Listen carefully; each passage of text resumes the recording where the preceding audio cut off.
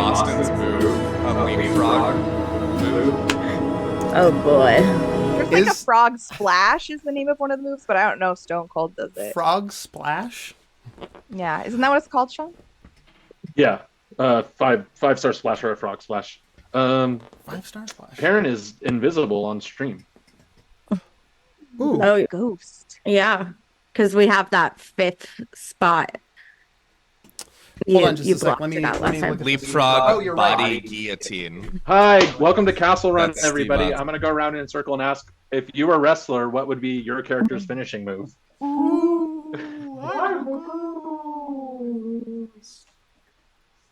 What?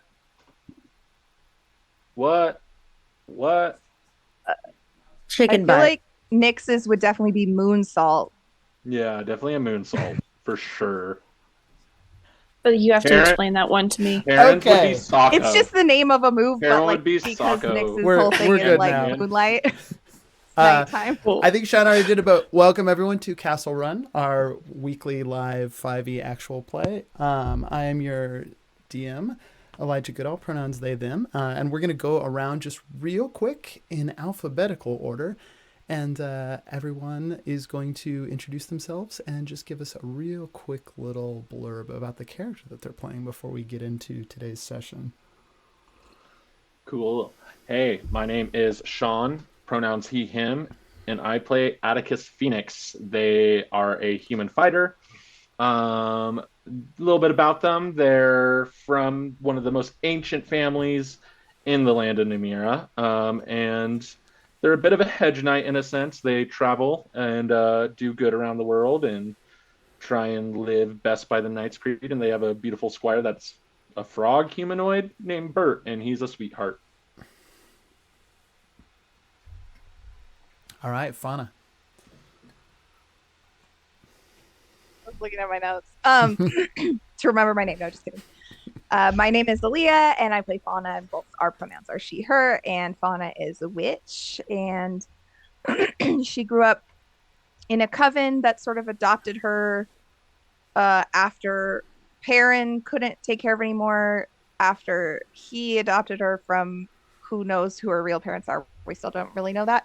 And she has horns because of some fae curse situation, monstery thing. And then also she has a cat, her familiar, who's just named the cat.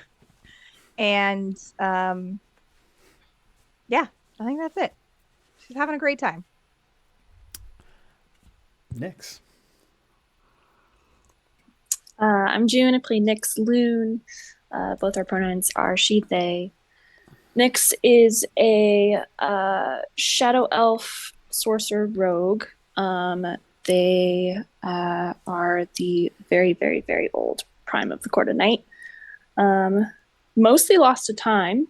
They were kept in an enchanted locket for a couple thousand years, and released at various points in history, mostly only to change it a little bit by assassinating targets for various people who misused them. They've recently gotten their memories back and kind of their own like sense of control and trying to figure out what's next and who they are and what they want to do. Okay. Perrin.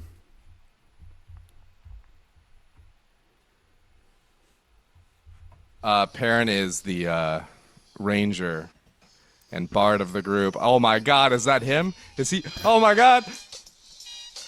It's Perrin Meliabde! So he's the ranger bard and neglectful father of the crew.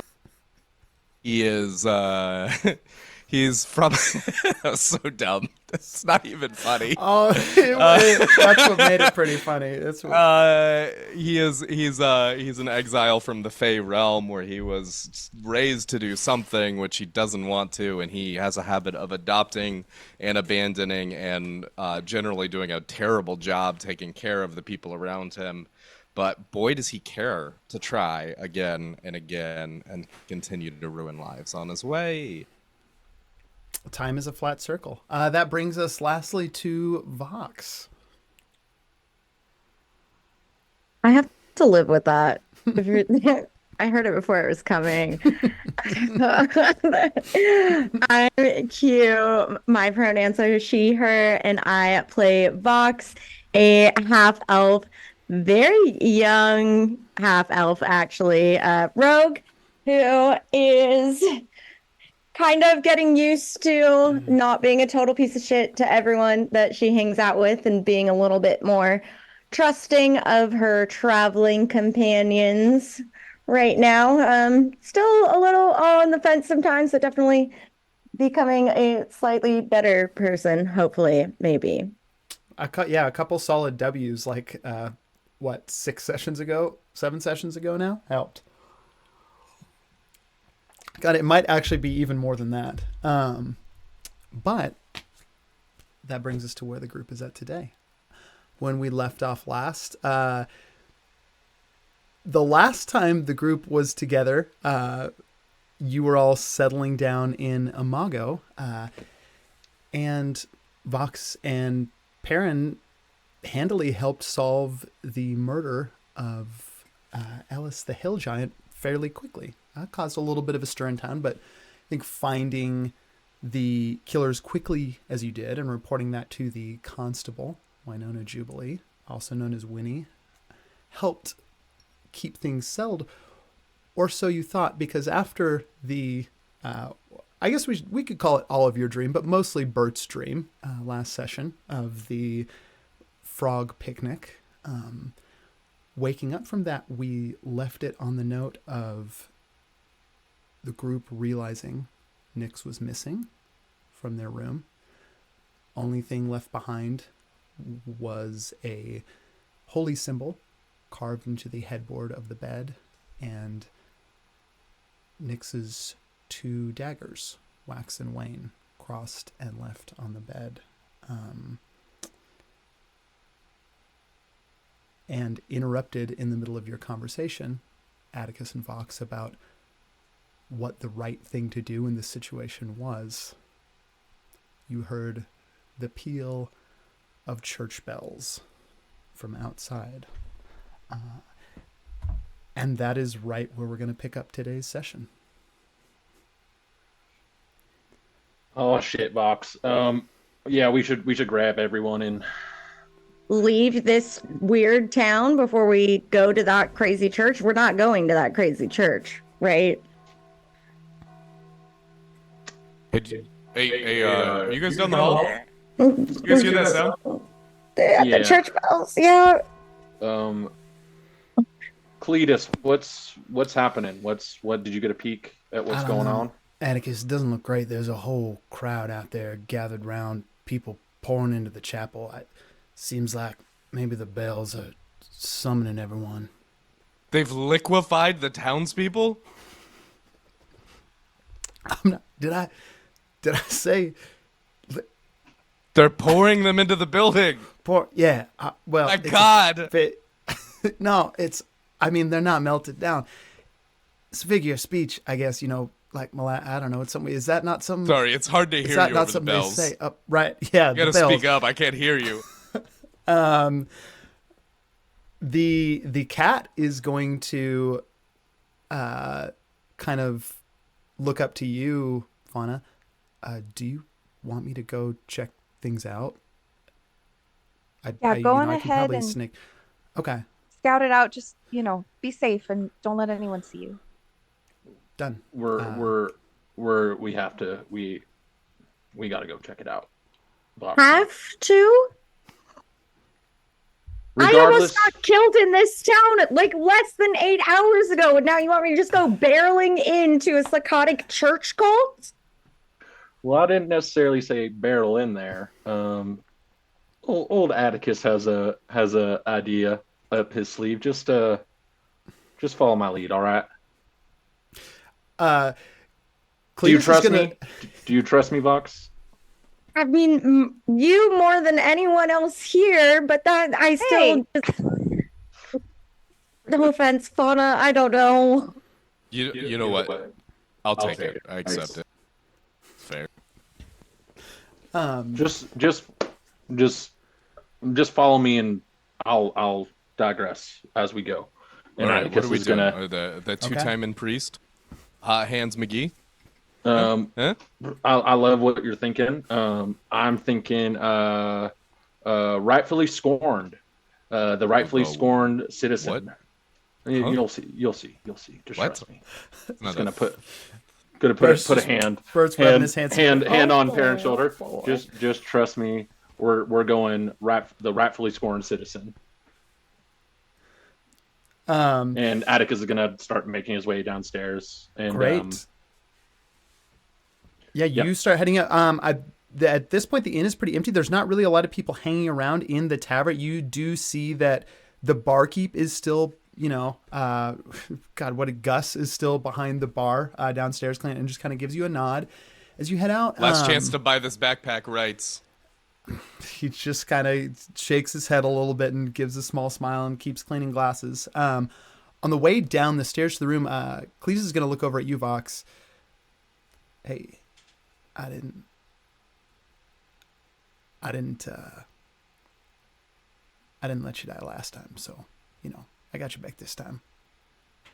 I appreciate that. I just don't think we should stick around this place anymore, considering what we found in that room and the whole stabbing thing. And I had the weirdest dream last night, and I'm just really over it here. Yeah, I understood. I mean, I'm not happy to be here. I'd much rather be down south. You ever been down to Solasa before? I have not. No. I think I'd Cletus, remember you. Cletus, not the time. Not yeah. the time. My fault. It's gonna shoot you one last little You wink and a devil. smile and kind of move to take the back of the line. You hoodwink devil, you. Atticus, as he gets to the door, he's gonna look out and just see what he He sees the town square. Like, what else is he seeing? Yeah. Give me a perception check. Boop, boop, boop, boop, boop, doo. Ooh, ooh, ooh, ooh, ooh, ooh. That is a natural one. Oh boy. You walk Starting out out. strong. Yeah, you walk out into the sunlight. The sunlight is so bright that you kind of just instinctively sort of look up and are temporarily it's hard to Is find that your is that bearings. an eclipse? Oh my god. Oh. I feel like we're all so close together that as you stagger, we all like whoever's right behind you runs into you, and whoever's behind them runs into them, and we're just like, what? Hold on. I'm going to make a little dexterity save for Bert. Bert was going to try and duck Is underneath Bert that. Bert got a 3. Yeah, Bert's awake now too. Came a little late to the party, but was in the room when everyone was discussing. Bert gets caught in that pile up too. Yeah, Atticus is gonna shield his eyes and then step out and kind of look at the group and be like, all right, chances are Nyx is tied up in something. Rope, got it. Probably something. You know that she's tied up. Oh my God, that guy, you don't understand. He's really no good. And Nyx seems to get herself into so much. I get it, but I wouldn't leave you behind, and I wouldn't leave.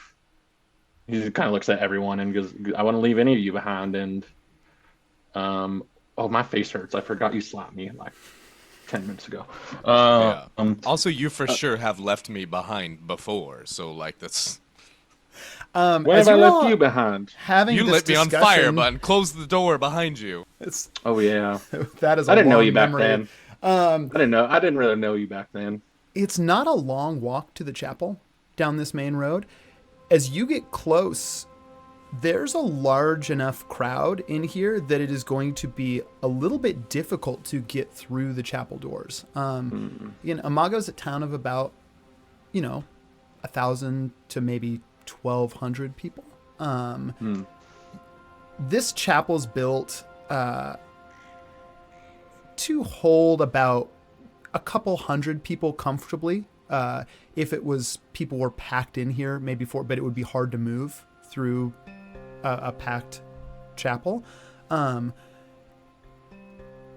It's not 400 people in the chapel right now. You think there's maybe about 100 or so. And kind of what has happened is that not everyone is like, most of the density of the crowd is kind of at the doors of the chapel and then immediately outside the chapel, kind of all gathering.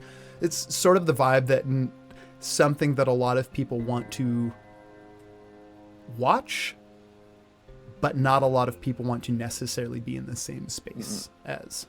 So I'll say it's, you can get into the chapel, but I am going to need just DC 5 athletics checks for everyone to kind of like muscle your way through the crowd, if that is what you want to do. Yeah, Atticus is gonna like look at the group and look at Perrin and Vox specifically and say, hey, I think it's best if we kind of get some angles on this.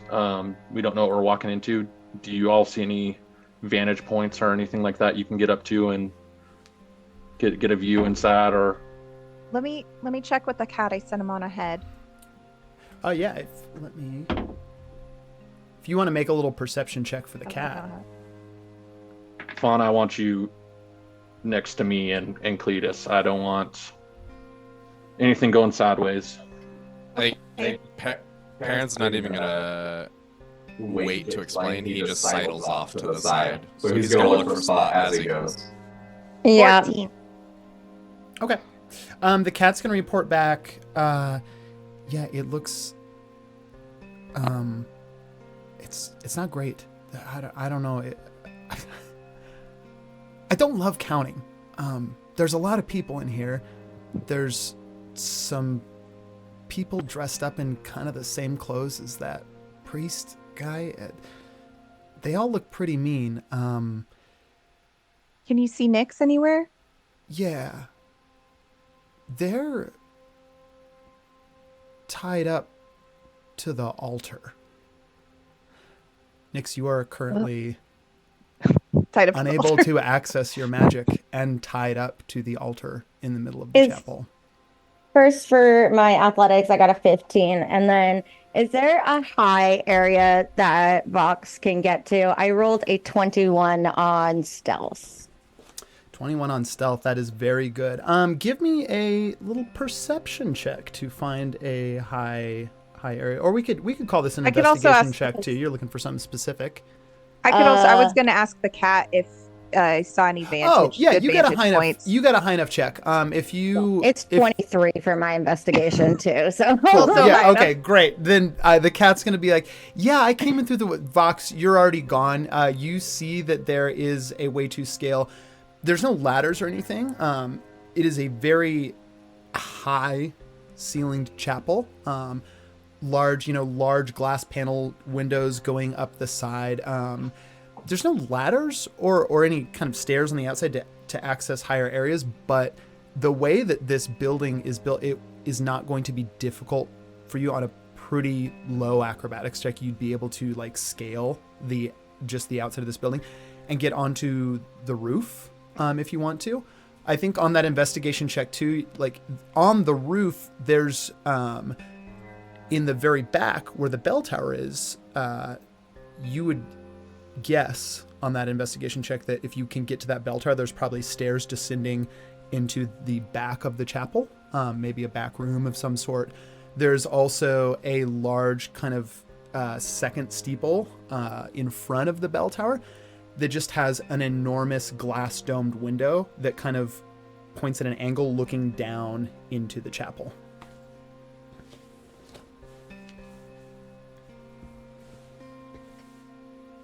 Muted.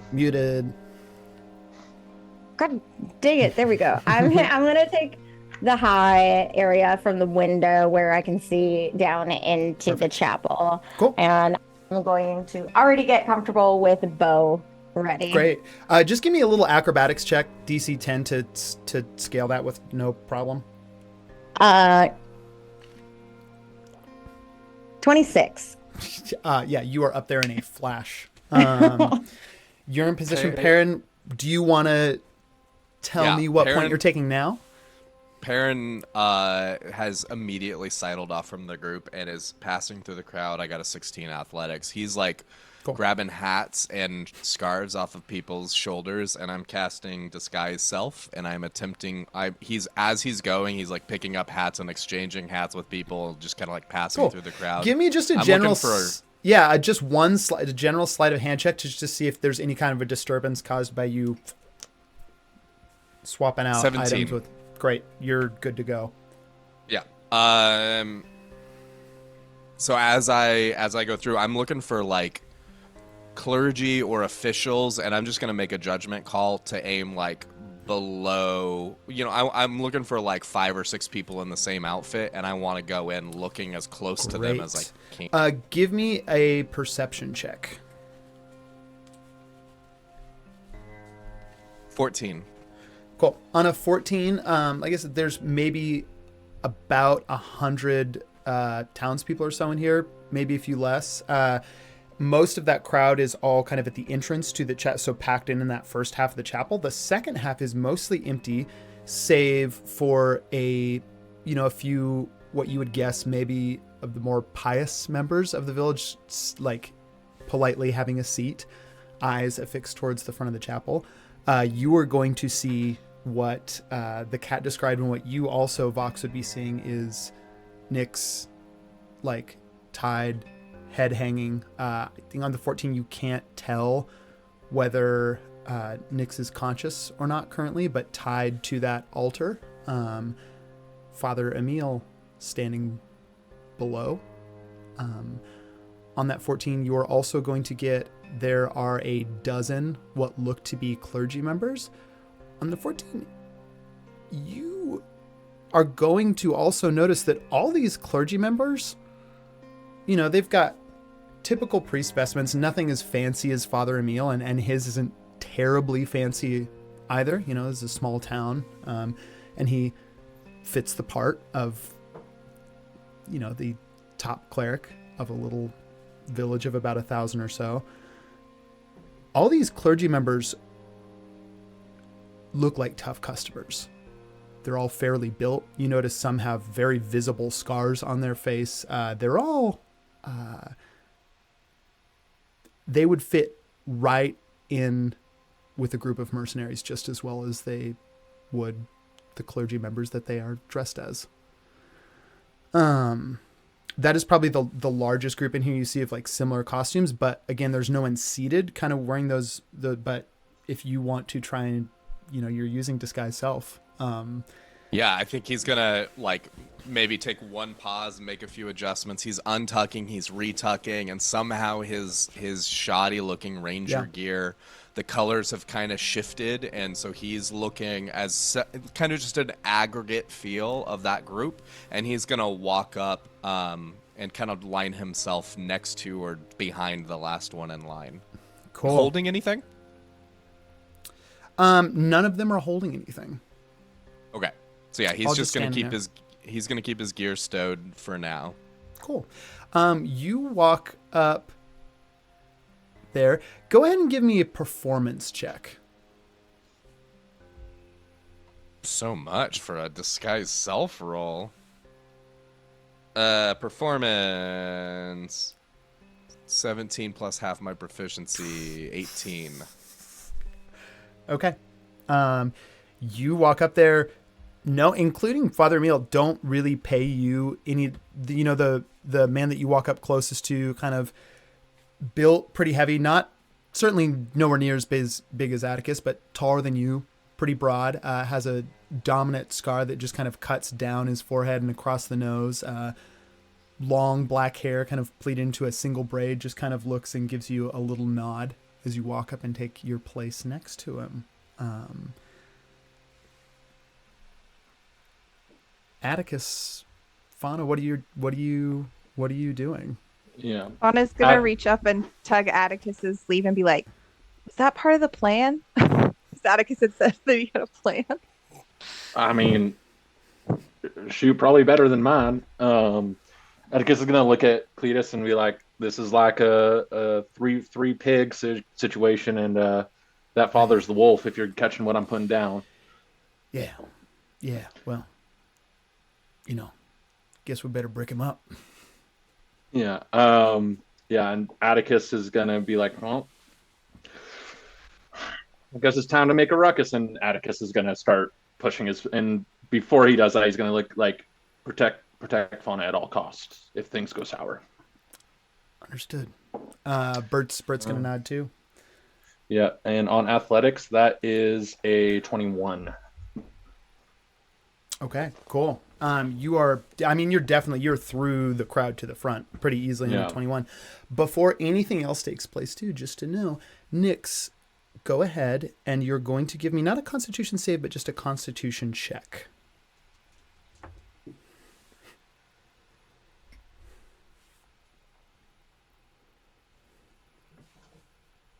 Don't mind me dumping my dice. It's out.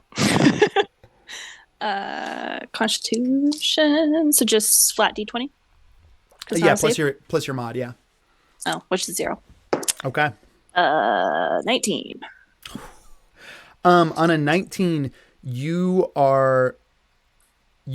come to in this moment. The last you remember, you were in the chapel screaming and yelling at something was cast on you, and you're waking up in this moment.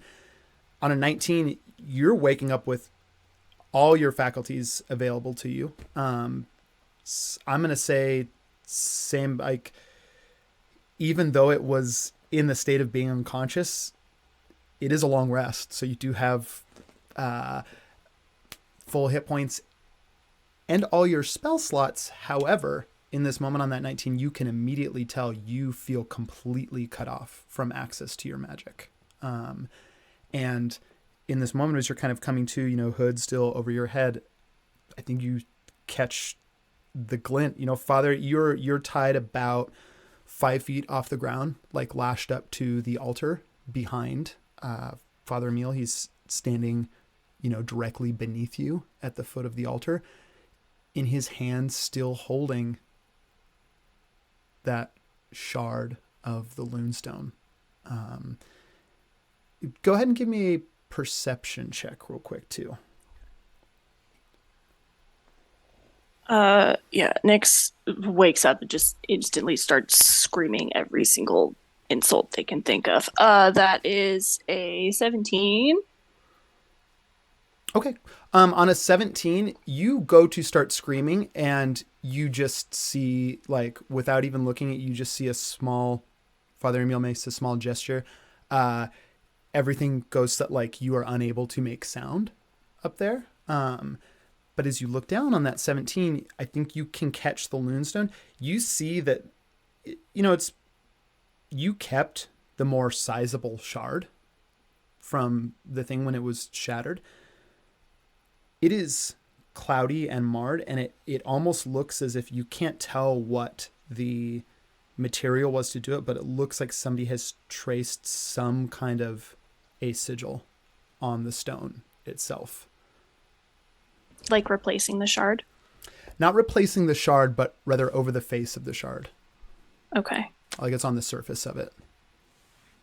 Nyx is just gonna try and start wiggling to get free if they can. Before anything else takes place, if anyone's close enough, you should definitely have some agency in this. So I'm going to say they had a long time to secure these, but you can go ahead and make a, I think it's acrobatics check to slip out of. So go ahead and make me an acrobatics check. Okay. Kick him in the head. 18. You go to, and you realize that the way that things have been tied, anytime you get like any type of slack somewhere, you feel the other ones tighten, and the ropes are tied so many times that, like, just loosening one, there's no real way to loosen these things without other ones getting tighter. Is arms, legs, everything tied? Everything bound, yeah. Fully. Okay. You're almost like the maidenhead on a ship right now, tied to this altar. Okay. Gotcha. Wait, why did you say everything? How many tentacles does Nyx have? Arms, legs, and everything? Well, you see, no one's ever seen Nyx without their cloak, so... What? They're actually a mind flayer. Oops. Yeah, Atticus, You come through the crowd in time to see. You're there to interrupt if you want. Father Emil is about to dress this gathering crowd. You know, the bells have just kind of died out. Before we get rolling, I'm just gonna throw out there. Perrin is looking for he's just looking for anything useful as this is going on. So he's looking for like any crowd dynamics at play, any weapons, that kind of thing. He's just kind of scanning the room while Atticus does his thing. Okay, cool. Give me one more perception check, and then Atticus, you narrate your thing, and then 23. So you just tell me when something comes up. cool. So I'm Atticus is seeing is Father Emil's about to start his address. Yeah, he's up there. He starts to clear his throat. Yeah, I think Atticus is still working his way through the crowd to get to the front. Gentle townsfolk of Imago, thank you for coming here today. It is my unfortunate burden to inform those of you who haven't heard of a murder in our town yesterday. In the afternoon, a fine hill giant visitor from our brothers and sisters to the south in Solasa found himself, unfortunately, dead in the street, thanks to our fair sheriff. And Perrin, he gestures to Winnie is standing there, is not up with the clergy members, is kind of at the head of the crowd that is joined in the church. Grum standing next to her, little blue goblin, Deputy Star on. You didn't make an insight check, so all I'm going to say is that the look on her face is giving nothing. It is just stone cold, and she's just staring at Father Emil right now. Now, everyone, you know me. Far be it to call out the sins of others, but unfortunately, darkness has come to our fair town of Imago, and black magic has once again made its way into the streets of our warm and welcoming town. Now, I will be calling, as it were, a witness to this. If you would like to, Aaron, say what you've seen. And Father Emil's going to take a step back. He's stepping out from behind the altar. Vox, you would see it from your vantage point up on the roof, is that blue-haired, blue-eyed elf. The elf that you know was part of the mercenary group that you tried to trade the blue mare to so long ago for information about your uncle. As Aaron steps out, walks to Father Emil's side. My dear elven brethren, why don't you go ahead and regale the humble people with what you have seen? Aaron gives a small nod. He's going to look back. You hear Atticus yell as he approaches, like, I have to object to all of this immediately. Aaron's not going to... Aaron kind of stops his approach and looks over to Father Emil. Father Emil's going to look back. It would appear we have an objection somewhere in the crowd. Did we meet the other day, perhaps, young man? Yeah, Atticus is going to approach as much as they're going to let him. He's going to work his way through and sit up and looks at Father Emil, looks at Nyx, and looks around and says, I believe what we have here isn't a trial, but a freaking kangaroo court going on. Well, why are you trying to railroad and he's going to point to Nyx, my companion, someone who was traveling with me, on false charges and accusations, when there are plenty of people, including, he's going to point at Winnie, who know what actually transpired with these murders. Well, I understand your concern. Let it be known, your friend, you said, is not here under the pretense of having killed anyone. What they are here for is to answer for their crime of shadow magic, used within the bounds of Imago, a place that does not abide such workings. We are here, as are you, my dear friend, a child of Lunarum. We obey the light and radiate in the purity that it brings. Be that as it may, no one has used magic in this town that has been traveling. Oh, well, I beg to differ there. Well, I would love to see the proof you have instead of running my companion down this path, because we have been together the entire time. I do not. If you would allow my friend here to speak, I think he might be able to enlighten the good members as to not just the nature of the accused, but perhaps the nature of your entire party.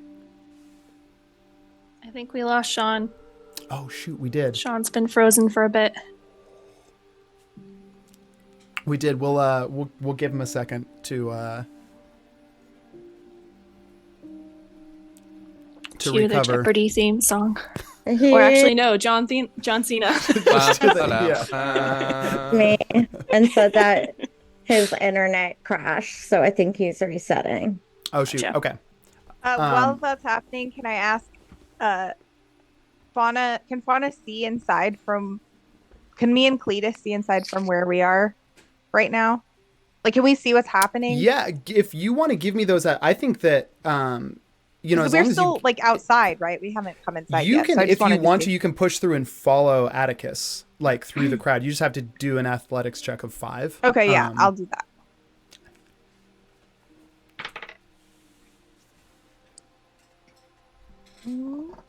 Oh, 11. Already fixed. 11. Yeah, no problem. You and Cletus can easily make your way through. Then we're backing up Atticus. Okay, cool. Yeah, you're standing there too. That was so quick. Yeah, I don't know what happened. Internet reset ever. Yeah, I don't know what happened. It just went out super fast. Cool. Falling back into character. Into character. Aaron's going to. The elf kind of takes a step forward, still looking to the priest for his cues, but kind of almost in a timid, like not sure quite how to venture into this, but sort of looks around. Atticus is going to look at the father and say, "Look, we're not trying to hassle anybody in this town. We're not trying to cause any more disruption than has happened. But be that as it may, that is my companion who is on an important mission with me. And therefore, I think what's best for everybody here is if we just move on our way." Well, friend, I'm more than happy to allow you and your party to move on your way, and may the light of Lunarum guide your path. I am afraid for the blemish that they have brought to Imago, the rest of you are free to go, but they'll have to remain here.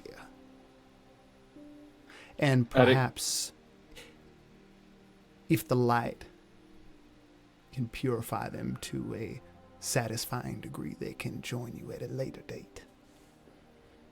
Atticus kind of looks down and looks back up at the father and says, well, be it as you want to cleanse them with lat, they're already claimed by something that has more dictation than the lat in these lands. And tell me, what would that be? They don't need cleansing by the lat because they walk the path of the fire of the phoenix. Give me an insight check real quick.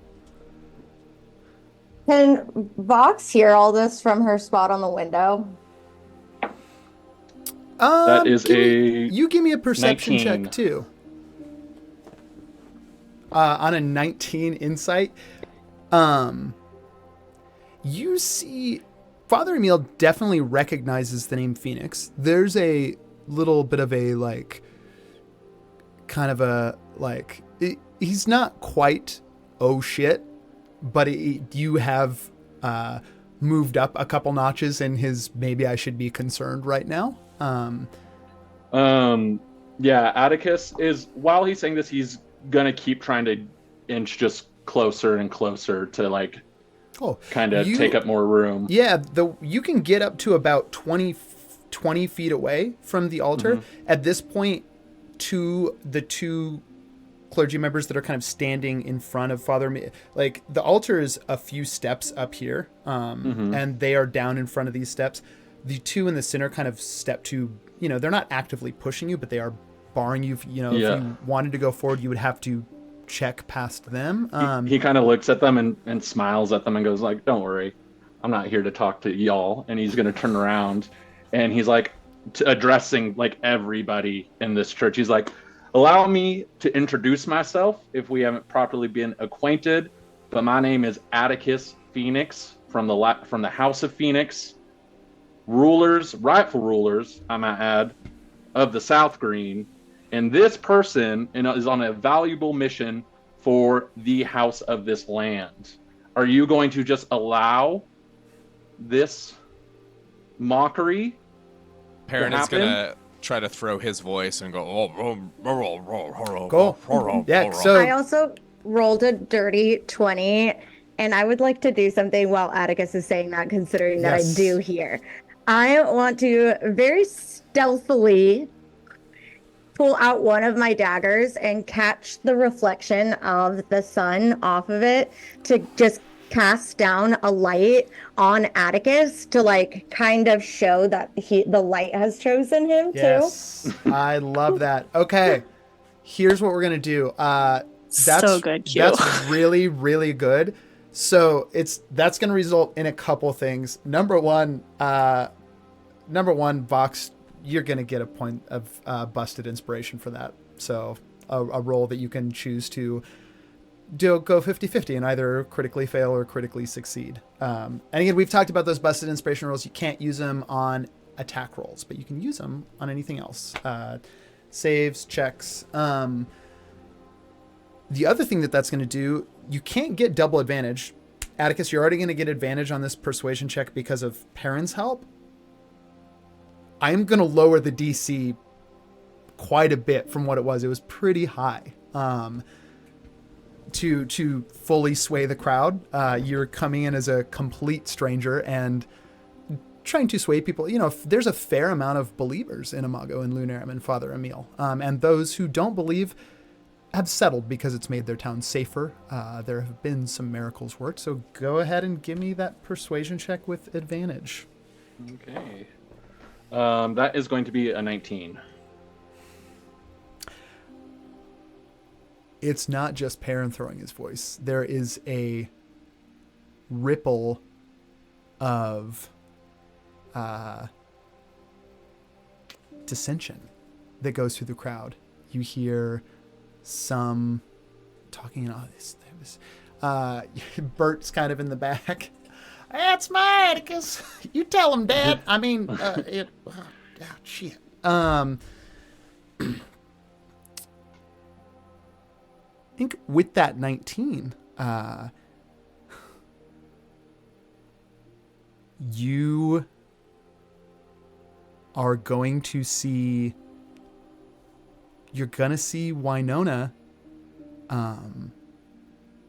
take a step back and kind of disappear into the crowd, and then a moment later, like, appear out of the crowd, leaving the chapel. Grum Into. I think you'd be paying attention to the crowd, so you don't need to make a check for this. She starts to, as soon as she breaks free of the crowd and is like, you catch the last little glimpse of her on the other side of the door outside the chapel. She picks up her pace. She's walking faster.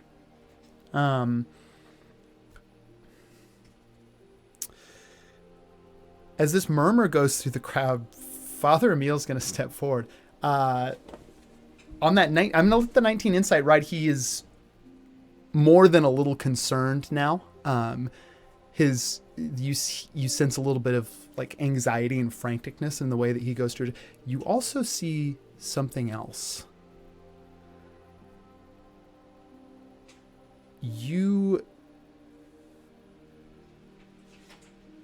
And it's more a sense in him, because there was an insight check, not a perception check.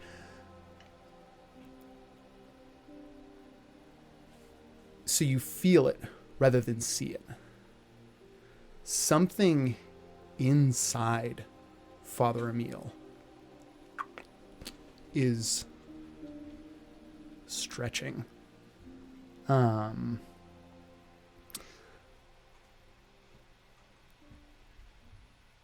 Father Emil steps up to address the crowd. Please, everyone. I was unaware that the proceedings would be going like this today.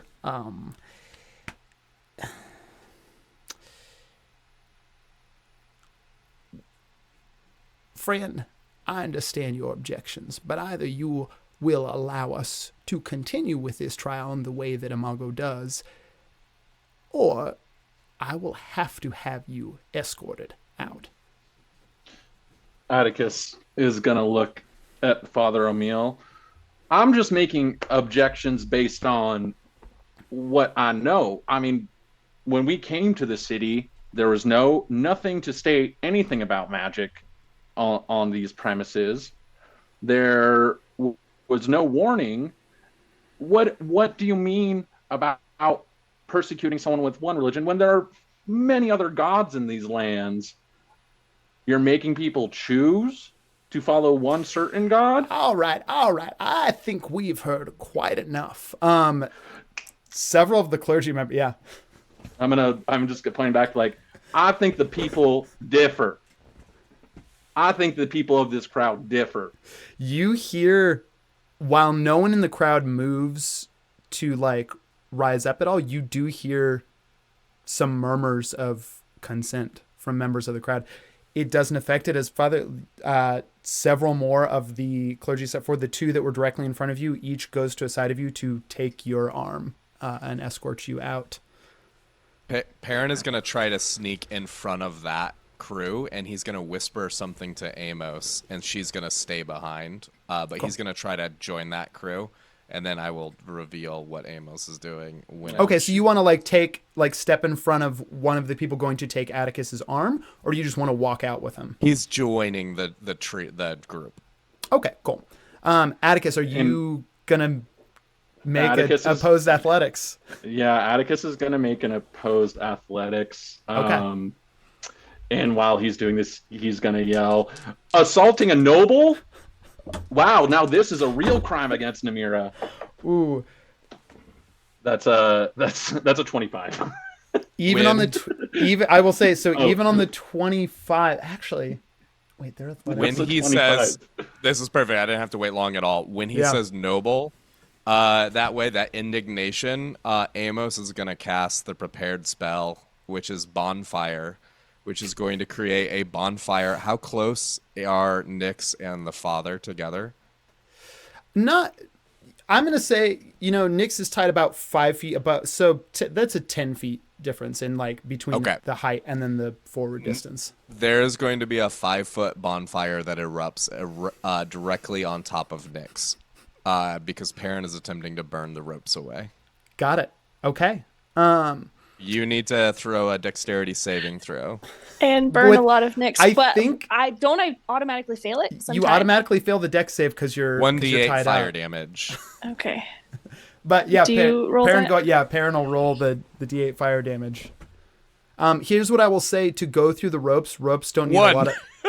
One. Yes. Okay, Thank you. so I wanted to roll high because I wanted Perrin to be like, "Oh shit, I didn't know that was gonna be a big fire," but that's kind of better.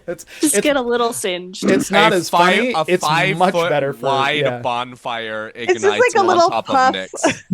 Yeah, It's when, 5 foot. when Atticus It's a big sees, boy. does he see the fire? For sure. Oh shit! Which way are you facing though? I pointed back. I'm like staring directly at Father O'Meal while I'm like have these guys about to drag me out. Okay. Good luck. So here's what I'm gonna say. On a 1, it's not going to burn all the way through the ropes on 1. I am gonna let it in this moment. Nyx, give you another acrobatics check now with advantage to try and slip. They're weakened up significantly from the burning.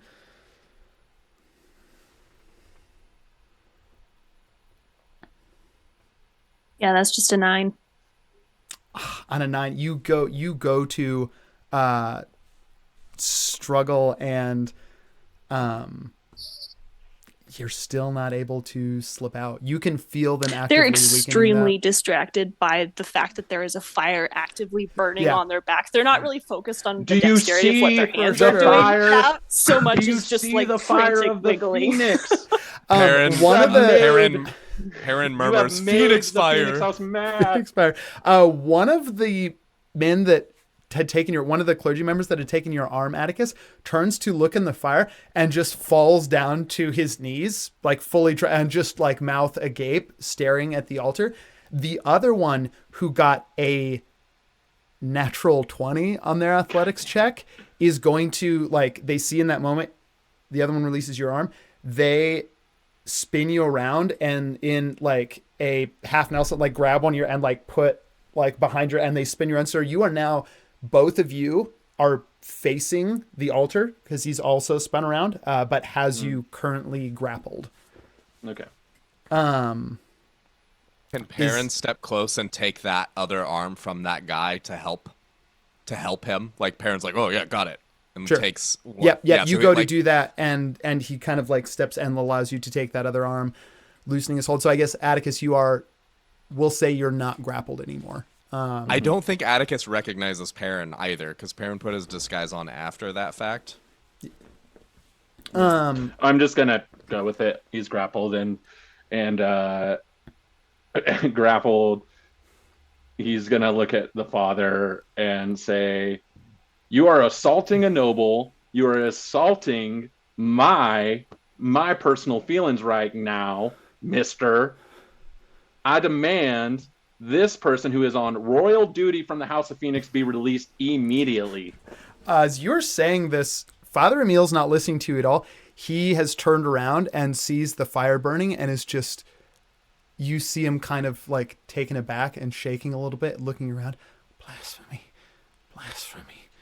From where? Is going to actually make a perception check real quick.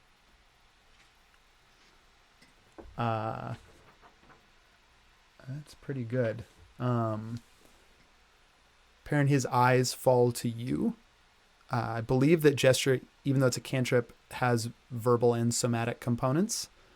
It is Amos's spell, though, not mine. So you Oh my decide how God, that you're goes. right. It's not Perrin's spell. So You're all right. that you heard was no, totally. what we heard Amos. was Yeah. a bird song, and then Phoenix fire.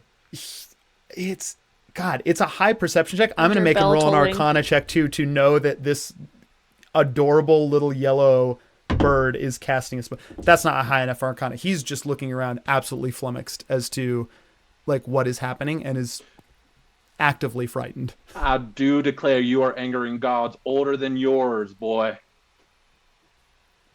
Anna's gonna like use the distraction of the guard or the other clergymen like focusing on Atticus to just try and walk around them and walk up to the father and be like, Father, I found this magical item and I thought I should bring it to you right away because I know magic isn't allowed and I thought you would know what to do with it. And she's gonna hand him the orb. Give me a deception roll real quick. You can do it with advantage. He's like doesn't know what direction to look in right now. He's so taken aback. Can I use my busted inspiration? Absolutely, you can. Using busted. This is interesting. Using busted inspiration with advantage. Here's what I'm going to say. You can use busted inspiration for sure. You can't use busted inspiration with advantage because that would be too good. So that's going to be another rule that we're going to introduce with busted inspiration. Okay, so if I already did my first roll, I can't use busted inspiration for my second roll then? Oh. No, I like that actually. I like the idea of like that because that's how inspiration would work anyways. Inspiration is something that you can be like, can I replace my role with? So yes, you totally can. Okay, and how does it work again? It's just like above or below a certain number? It's a 50-50. So if you want to just roll a die and we're going to say that odds is the critical failure and evens is the critical success. So any die. Would it make sense for that to always work as an inspiration? So you roll and you go, you know what? I want to replace this mid-grade roll with the 50-50, which then could crit or be even worse than crit fail. Yeah, for sure. Okay. I got an 18. That's an even. It's a critical success. So go ahead and mark the busted inspiration that you had off. My first roll was a 4, so that wasn't gonna do it. Father Emile is going to. He takes the object, looks at you. My child, thank you. I don't quite rightly know what to think. Obviously, the presence of forces dark are trying to slowly backing exert up as he's saying this, like backing away from him. Yeah. What is your right to declare certain magics dark and others not? What is your right to tell me my business in my... It just explodes. Fucking great. Roll the damage. I think I said this was a Constitution save. Also, it explodes with not just regular light, but Nyx's special moonlight from Nyx and the orcs like magical moment together. Yep. So I don't know if that will have any effect on Nyx at all. Nyx, you can go ahead and right in this moment, make another acrobatics check to get out with advantage for sure. Wait, sorry, what am I doing again? I'm just rolling a Constitution. You roll damage. I didn't tell you how much damage. I think you filled up, so it is going to be another 4d6 radiant damage. Can I make an attack reaction? Am I within 5 feet of this? No, because I specifically said 20 feet. Like the guards were barring you're 20 feet from the father. But this thing goes off. He failed his Constitution save, so he's taking full damage from this. 19. As you roll that damage in, also I know we're not in actual turn-based combat right now, but I think a second tick of the bonfire is hitting the ropes. Cool. I'm gonna say that the acrobatics can come to light before that. What was the acrobatics check? I rolled a 12, added favor to the gods, and it's a 17 now. That light fills you. You have a moment where you feel it. You feel everything that you felt on that night when you spoke with Benath and he left in the morning, but you fall out of the ropes. I think at this point, everyone, you should go ahead and roll initiative. Atticus is gonna yell a little bit when the dust is settled. If there's a crowd here, to be like, blasphemy! This man has perverted this religion. It is blasphemy. He speaks ill of it, and look what happens. I think also Perrin is gonna yell just to add to the confusion in that same moment. Father Emile's using magic? It was 19 damage. Did you get that? Yeah, I did. I will tell you that goes off. It is the real, I guess this is a fantasy world, but it is the real world equivalent of fucking Elmer Fudd holding the stick of dynamite he looks Whisker smoke. on death's door. Like this light goes off in his face. That energy fills you, Nyx. You drop down. Father Emil, like, singed, like, just the vestments are all, like, absolutely, like, actively burning up. There are parts of his hair that have flickering with this silvery fire.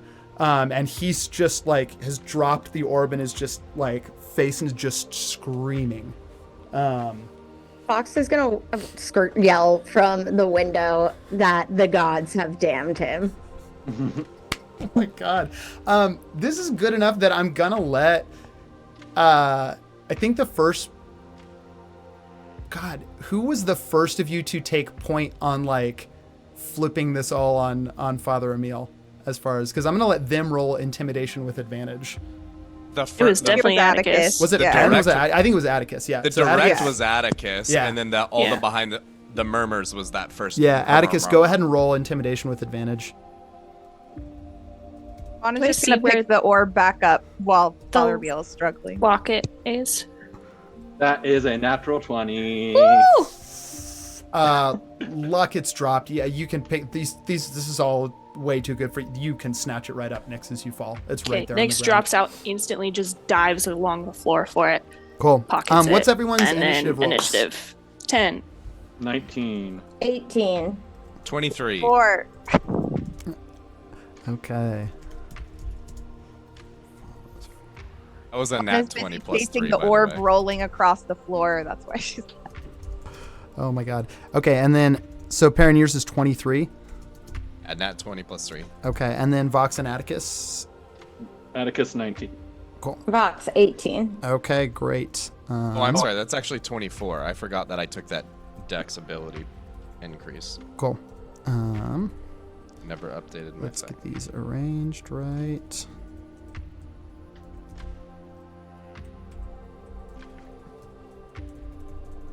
Jesus Christ, Fauna. Listen, I don't think we were gonna talk him out of it.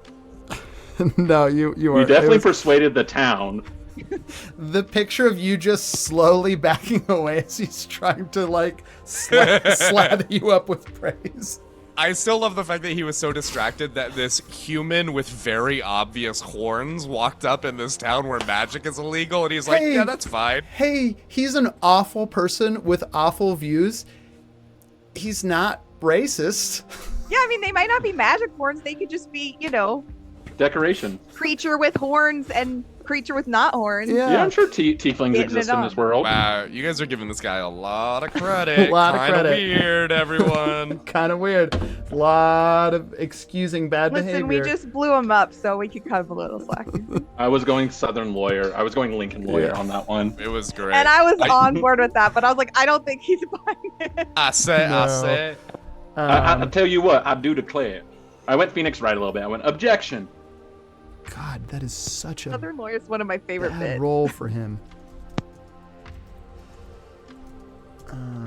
Yeah, when Perrin has a moment, Murmurs, he's. what is a railroad? What are kangaroos? I'm sure kangaroos Not- exist in this world in some way, shape, or form. Not Yeah. here though. They're in the middle of nowhere. It's not Maybe here. railroads do. Yeah, where for do you mines think and stuff. kangaroos live? Australia. Yeah, a That's lot of it is Australia. the middle of That's a nowhere. fantasy land. Australia is part of the Yeah, Forgotten fantasy. Realms. I'm going to. That's such a like the nat 20 on intimidation. You know what? In fact, I'm not even gonna roll it. There are with a nat 20 on intimidation. There are no like. Aaron sees what's happening. That elf that was being called for witness, fully is like heading for what you imagine is probably like the back exit to the just takes off running. All of the mercenaries. Like there's a couple of the clergymen who like fall to are like the other ones just fall to their knees too and are just sort of looking at what has just taken place. The rest of these clergy members, that's a good enough intimidation check that there's no mercenaries in the initiative order right now. They're all actively like just in unholy terror of what is going on or fleeing the premises. The only would make the only enemies in here, Father Emil Rosan, and then anyone who is looking would see as the crowd starts to kind of like, it's not incredible panic, but everyone is leaving very quickly. Stepping out of that crowd and into the chapel is the woman from the tavern, the White Rose, long white hair, white hat, vest, and is opposite, is kind of like cutting off anyone's exit from the chapel. First in initiative order, though, is gonna be Perrin. How was that bit, Perrin? I think Perrin is gonna take this moment and the chaos. Ooh, this might be a terrible idea.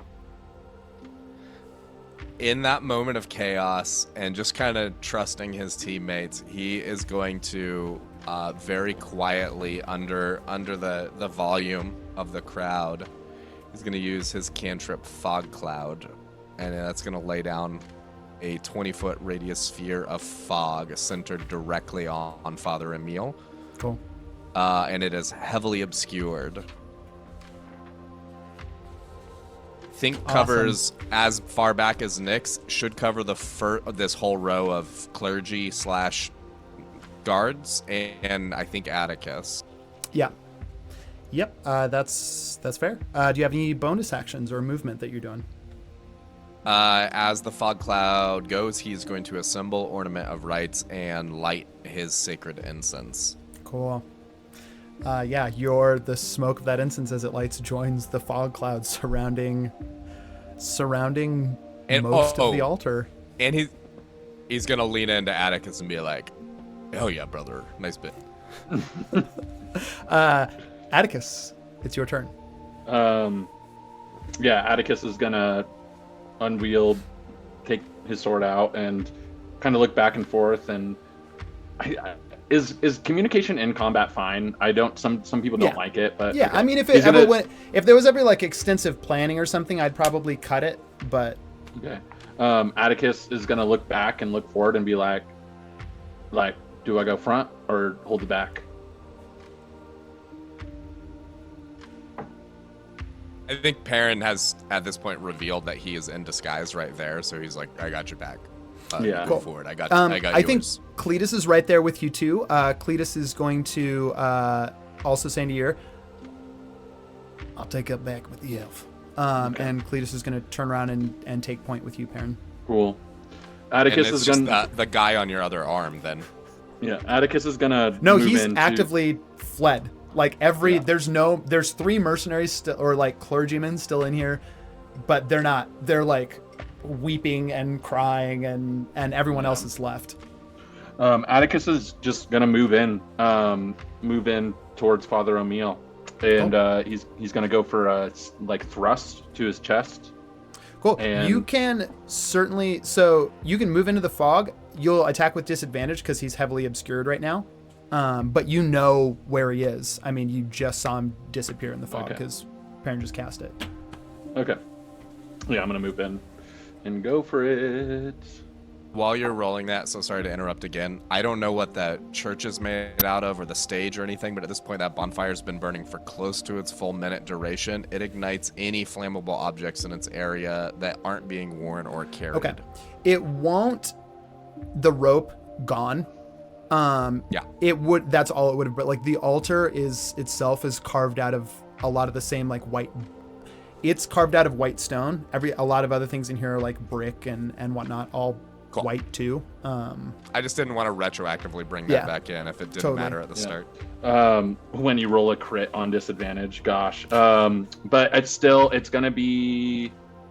I rolled a 19 and a 15, so that's gonna be. I'll tell you right now, it hits. Okay, because that's like a 23. Yeah. All right. And he's gonna thrust in with that, and So even on the 23, Father Emil casts shield. You see, like even in the fog, this little like shimmer was up. Your strike Hypocrite! just Yeah. like right through yeah. the. When it hits the shield, he's gonna lean and say, I see, what's that wiggling inside you, boy? and he's gonna go for another attack. Oh yeah, well roll your damage on the first one. I'll tell you right okay. now, he looks bad. Like the dynamite that was the orb. 15, 20 damage. Atticus, why don't you tell me what this looks like? I just gore him. Just gore him completely. It really looks like very little because it's all completely obscured by fog. All anyone that's outside or in the mist just sees he's like blood spray into the air, like a big just, and I just gore him like completely through the chest. Vox has a full show. Juan is like, what's happening? I feel like Vox is up there just like eating peanuts. You okay. You lean in close. As you lean in, it's a gentle almost motion for you, Atticus. It's just you hear through the fog, shield cast, and then you just hear that wet crunch and you feel the bit of resistance.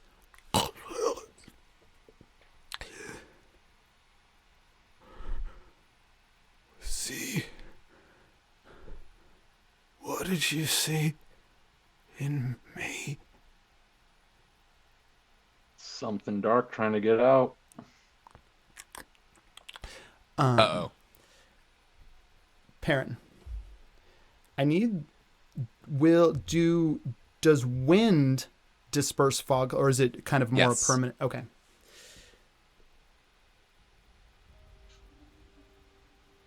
A moderate or greater speed, at least 10 miles per hour. Okay.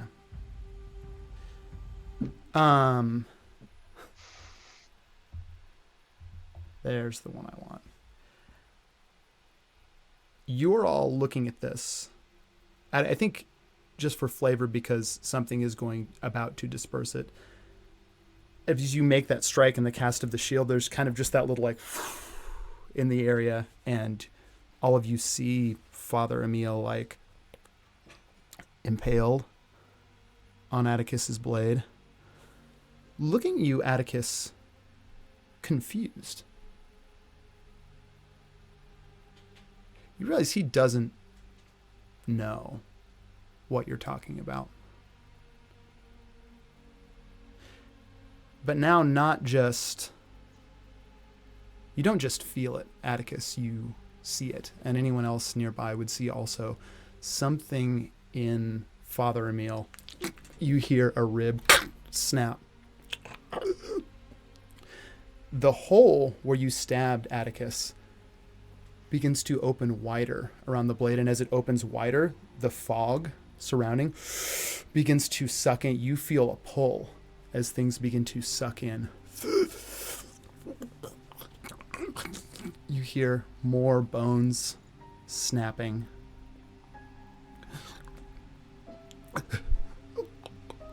What? And it is cut out as Atticus just spews out a line of blood. You see 3 large fingers reach from the inside of the blade wound out, grab the body. 3 more. And with a last violent tearing sound that rips Father Meal asunder in half, out of him erupts a long serpentine neck. The top of it almost like a deformed skull. No teeth, but instead almost hair-like tendrils that just hang down in mass out of the bottom half of the skull. Those large, almost kind of like bat wings. The arms as this creature stretches and its rib cage protrudes. It is a truly massive thing that has erupted, much larger than the priest himself. We got here a lot quicker than we would. I'm going to roll initiative for this thing now instead. If there's a break in initiative, can Perrin say something in a reaction? I know it's not actually a reaction spell, but can I have one? And I don't need one, but can I? Just yelling a reaction without a spell, Yeah. like a comment. Yeah, you can. I mean, you can say something for sure. As this is He's happening. just gonna. He's still fully in character, so he's just gonna turn to whatever clergy are left and say, "Brothers, we were deceived. Kill the abomination." No one is left. You could give me a There's like persuasion 2 left. a persuasion check with disadvantage to try and bolster these poor broken men's spirits. You know, give them something to fight for. Give them something to believe in. That was a nat 1. They're fully like they just begin screaming. 2 of them like don't even get up there, just actively like crawling for the door in the back. At this point, there are a few like the few townsfolk that were left that were filtering out. Like one of them looks back and just screams, and everyone begins actively running from the chapel. On the nat 1 persuasion, the White Rose woman in the back is looking at all of you, sees Father Emil, looks at you, hears you say that, Perrin, turns and also runs from the chapel. It is That at this point feels just worrying. the party. May have made a mistake, everyone. It is just the party. This oops. very much feels like my bad. I'm in danger.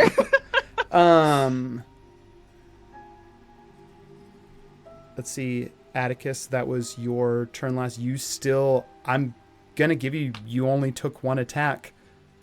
If you want to take another attack on this thing, you get 2. Atticus is like, fucking knew it. It's always some lowly priest in some fucking town. Like Atticus is like thinking it's always something more evil. And Atticus is has like big wings and like it had a mask on. Not a mask. It's the top of its head is pretty much a skull. The bottom half is just missing, and out of like where the jaw would be, it's just these like hair like tendrils, almost kind of like a shit ton of baleen or a weird gross beard that are just kind of like hanging down. Yeah. Atticus is gonna fucking be like, oh shit, and just kind of swing for its like neck area. Cool. Yeah, make me that attack roll. That is 22 for the attack. 22 hits. Go ahead and roll damage for me.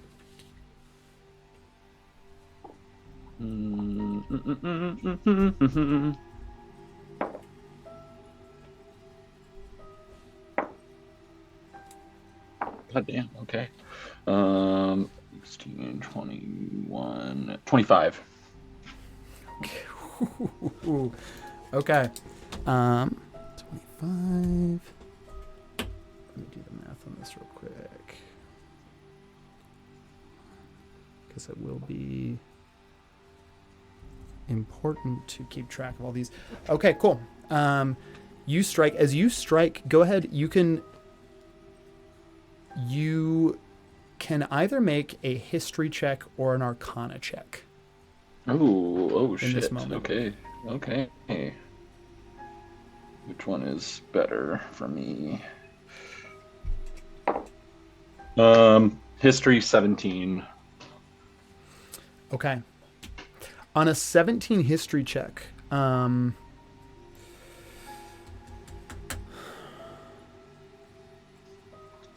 history check. I think you've been around long enough that your DC is low enough that a 17 is good enough.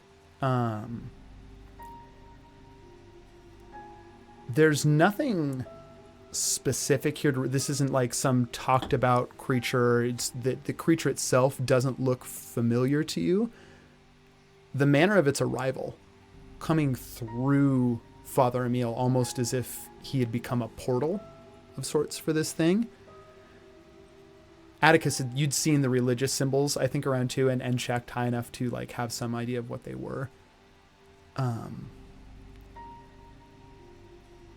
You realize as you strike, it is a powerful strike. This thing takes it, looks at you. There's no cry that comes out from it. It's not speaking to you as this thing doesn't seem too intelligent. Okay. You would know this is what is known as a fell spirit. They are entities or spirits that desperately want to exist on the mortal plane in order to consume as much as they possibly can. They cannot enter it without some kind of a vessel. And what fell spirits usually leave in order to attract a vessel is some kind of baited hook, some amount of power. You think that Father Emil was accessing light magic as a cleric of light far above what he would have, like the fact that he knew to use like Nyx's jewel to like cut them off from their magic. The fact that he's had like all these holy symbols, he's accessing things far beyond his power. It was a well or a vein of magic left for him by this fell spirit, because the more that he uses and taps into that magic, the more he allows that thing access to him, and therefore when he dies or just uses too much power in general, it will be enough that that thing can come through him.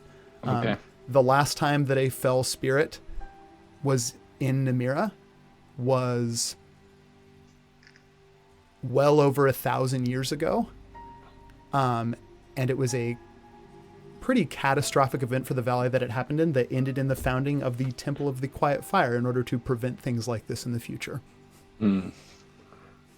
Okay, cool. Yeah, Atticus is gonna action surge, Okay. and before his swing on it, Cool. I'm guessing Atticus. Cool history check. Yeah. I'm gonna Yeah. action search. No. though. Atticus probably heard this because it happened before Atticus was born. He probably Yes. heard it was like a story that was told to him. Yep. But before Atticus swings, he's gonna speak in Abyssal to see Or If- primordial. Primordial. Yes, Yes. Primordial. Sorry, to see. Would that make it an elemental, by the way? I'm sorry, let me ask this another way. Yeah. Does Perrin recognize this elemental, given that is my rangered favored enemy? You don't recognize this particular elemental as you do recognize that it is an elemental. It is a radiant elemental. That's great. I have wisdom advantage to track him. Fantastic. I don't think it's going So anywhere. helpful, right? Atticus is gonna say in Primordial, a creature from time forgotten, and he's gonna swing again. That is a 18 on that third attack. And 18 hits. Go ahead and roll damage. Oh. Perfect.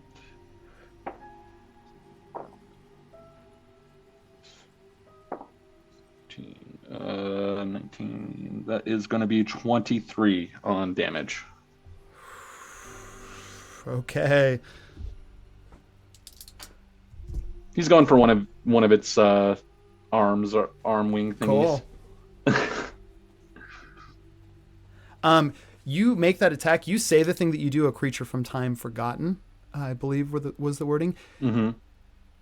It doesn't speak back, but you do get a deep sense, almost like it's communicating to you in the way that it communicates. Wordless. You get a sense of its hunger. You get a sense of being outside this place in blinding light. It doesn't come from darkness. It comes from an abyss of absolutely blinding light. There is no shadow, no refuge, and there is nothing there for it to eat. Fun stuff. Okay, final attack. Yeah. you Jesus got Christ. to. Scary fucking thing. That's a 19. That is an 19 improved hits. critical. Okay. God damn. Easy levers can't lose. Oof.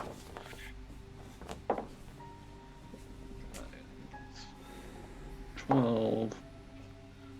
19. Every time Atticus hits it, he remembers something about it, and he's like, huh, interesting. Or- Interesting. Huh. 30. That is going to be 40 damage. That's pretty good. Damn, I think you dealt in an accent church turn almost 100 points of damage to this thing. God damn. Yeah, 20, was it 25, 23, 40? Yeah.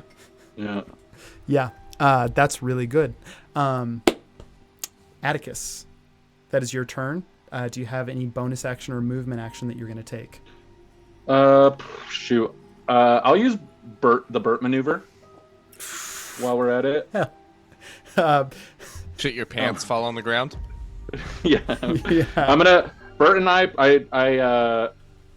do like a little whistle, like a whoop whoop, and I got you, Atticus. and I'll roll that damage too. That's 7 damage from Bert. Okay, another 7 damage. So that was pretty much 100 at that point. Yeah, Jesus it Christ. really The is. rest of Bert us are comes. just sitting in the church pews like, you got this, Atticus. Bert comes I'm like, sliding. "Help!" Yeah, Bert comes He's, like, sliding profusely through the sweating. legs, makes a little slash, and like kind of hops upright. As you've done this move a lot. Hops up and is kind of standing next to you, in just that passive passive Final Fantasy like RPG, like just sort of like ready to. Okay, Atticus, that is your turn. On the Fell Spirit's turn. It was fun, guys. Bye. You're the closest thing. And the meatiest. I do think, though, I mean, Perrin, Cleta, you're all right there. This thing rears up. Atticus, you see it shudder. The tendrils begin to almost like fan out, as if stirred by some unseen, of course it's unseen, it's wind, unfelt wind, just sort of as they reach out to feel in the air. The light in this place begins to grow. There's Are they windows on casting all. a spell? It would be a spell effect. Okay, so Yeah. I would like to use my Mage Slayer reaction attack. Okay, cool. I will tell you that this comes in at a pretty high level spell. It is counterspell, does anything automatically like third level. Oh and no, down. my reaction of being able to attack it casting a spell. Cool. Okay, Yeah. great. Make that attack roll for me as this thing reveals Sorry, itself to you. Yeah. no. I am gonna use my reaction of absorb elements as well. Yeah. That's a 18. 18 just hits. Roll that damage for me. 7, 6, 13, 6. That is going to be 24 damage. God damn, Atticus. Like, fucking hit hard. Yeah. You one thing you do and you are the best there is at doing it. Okay. I'll That's use your reaction. counterspell. There it is. It is a 5th level, so you will have to how do you I can't remember. I think you use your spellcasting ability, which is wisdom, to make this Yeah. roll. Yeah. So the DC for this as a fifth level 15. spell-based effect is 15, yeah. So you're trying to get a 15 or higher on this check. It's wisdom. Yes. 22.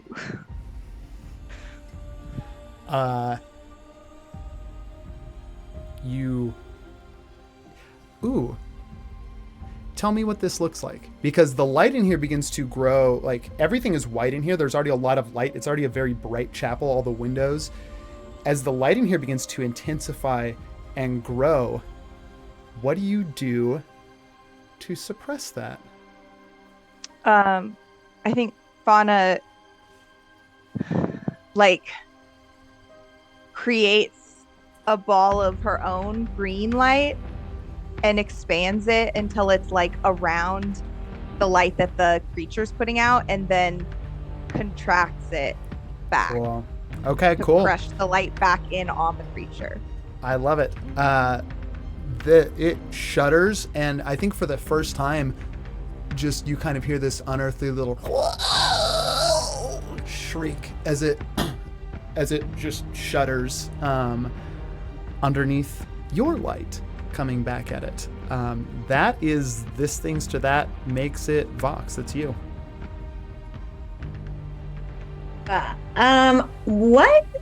What is the reaction to our new white-haired friend over by the door to all of this? Oh, She ran away. fully left. She fully She left. On left. Perrin's Nat 1 persuasion check for everyone to stick around and help out with this new turn of events. She clocked what was going on with Father Emil and said, no thanks, I'm going to get the fuck out. Okay, well, I'm going to definitely use my sneak attack with the bow to fire this thing that I don't think can see me, because I don't think anyone knows where Vox is right now. Yeah, I no, they don't. Yes. Your stealth was Beautiful. 21. Yeah, 25. 25. Yeah, it doesn't see you. Yeah. Okay. Ooh, I want 2 hits. Please let me hit. Oh, that is a 19. 19 hits. Okay. Let's see. I'm going to go ahead and use my single arrow. That is my fire damage arrow on this thing as well. Okay. Not selected. Let me talk to this one. 7, 8, 9, 10. Counting. Hold on.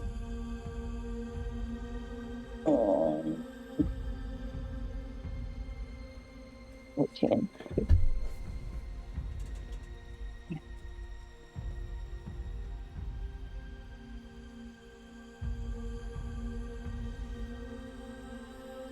Fourteen, 18, 19, 20, 21, 22, 23, 24, 25, 26, 27, 28 for Okay. Gosh. This is so much damage coming down on this thing. I did not foresee Atticus doing 100 points of damage in one turn. It's good. It's good notes for me. Okay, Vox, do you have any bonus actions or movement actions you're doing? Yeah, I definitely am. Let's see.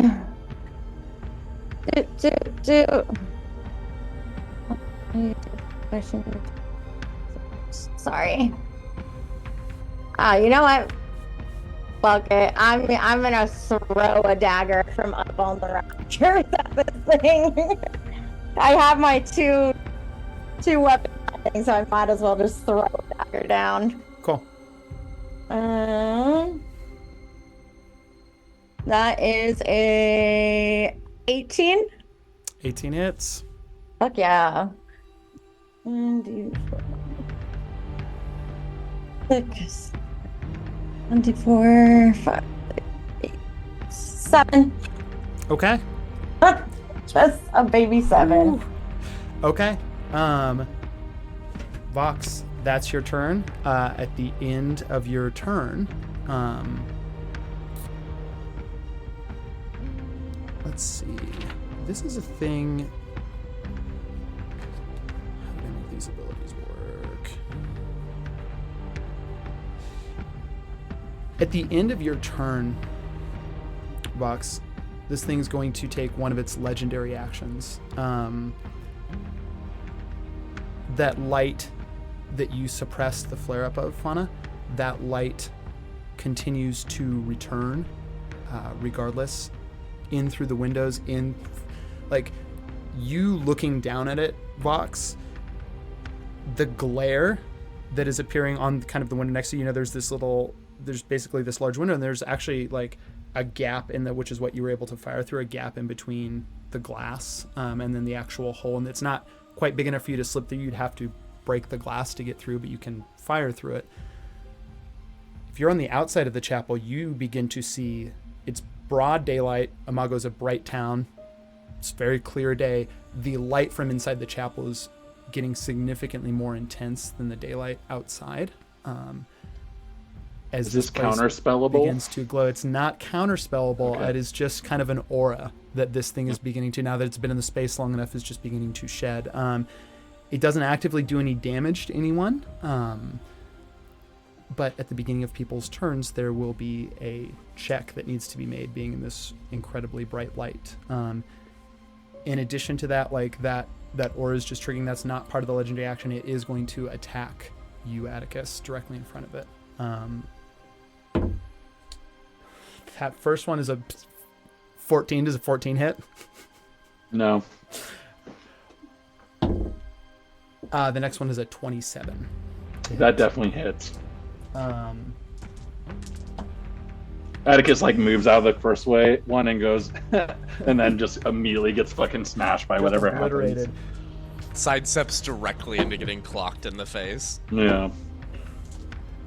Very, very low roll. You are going to take 14 points of bludgeoning damage and 9 points of radiant damage as this thing just slams into you with its big ol' claws. That's its legendary action. Nyx, that makes it your turn. I assume I have control to like cast magic again now that I Yep. have my locket in Yes, hand. I think the moment that it wasn't when you picked the stone back up that you got it back. It was the moment that Father Emil left this mortal plane. Okay. That you're holding this. Like you have full access to it. Okay. I mean, Nick's dove on the floor and picked up the locket and brushed himself off and watches all this going down. They're like, I'm so fucking tired of people stealing my fucking voice. Fuck you, you fucking worm. You want darkness? I'll give you darkness. And like, I'm going to use my shadow elf feat where I can hide as a bonus action, even if I have no cover and I'm under observation. And do I have to pass a check for that? I will tell you that you have access to your magic. Make me an Arcana check real quick. Okay.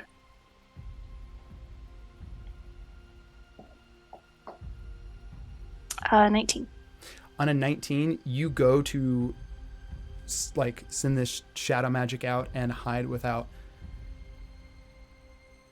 You have access to your magic.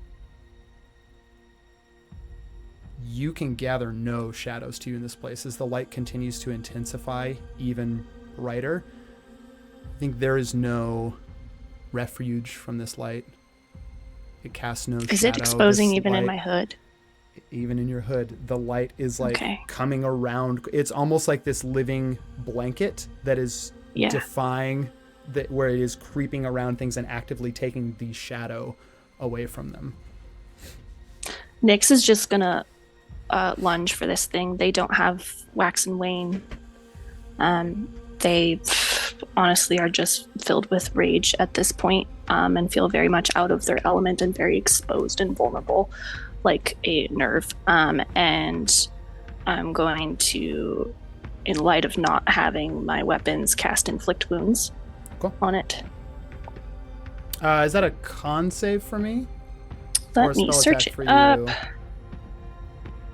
you? I believe it's a melee spell attack. Okay, cool. Let me check just to make sure if I can I think spell you're it out. right. Yeah, melee spell attack. Cool. Bow. Oh. Point. 14. A 14 does not hit. As you go to It's better than a nat reach one. for this, it just slides out of the way.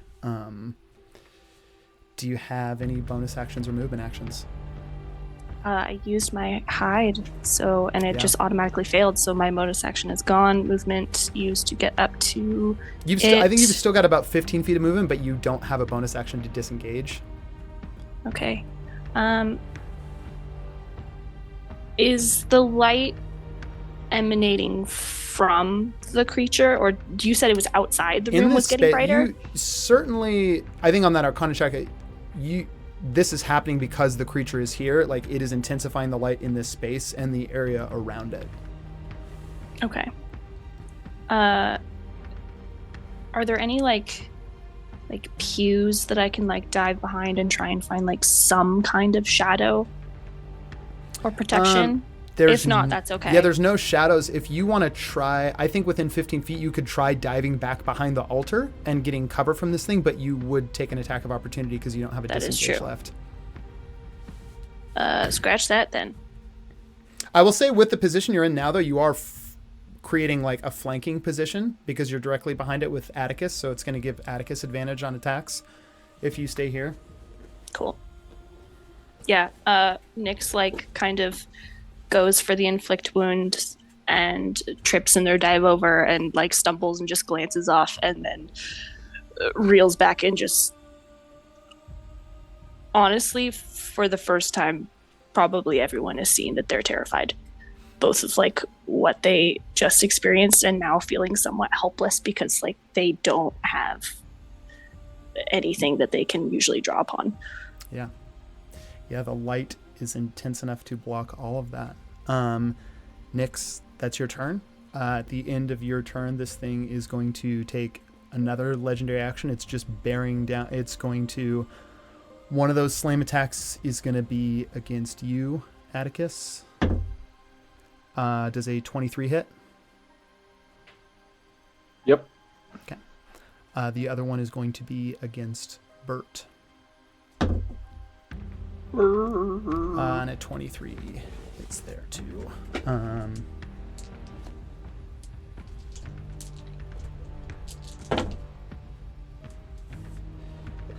Atticus, you're going to take 8 points of radiant damage and then 15 points of bludgeoning damage. Okay.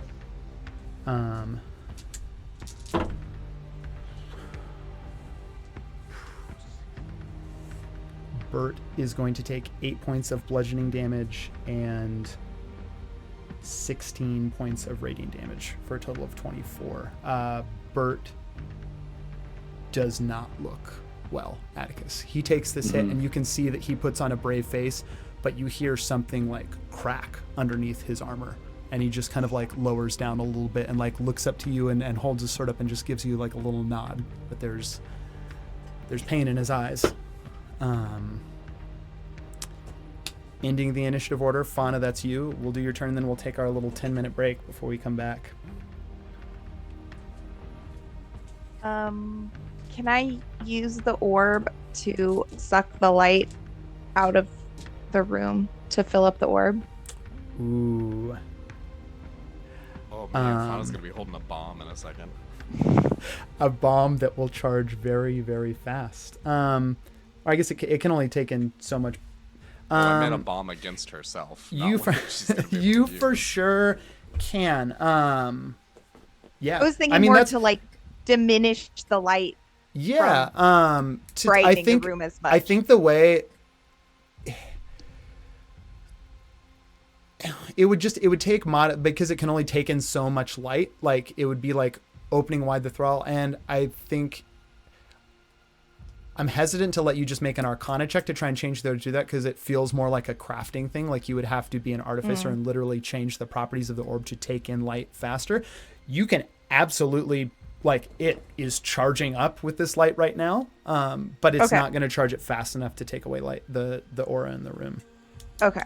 Well, at least it will fill up over the course of the rest of it. Okay. And then the altar has a statue, you said? There is a statue, yes. How big is it? The statue on the altar, it's about... Well, I'll tell you what the statue's of. Give me a perception check real quick.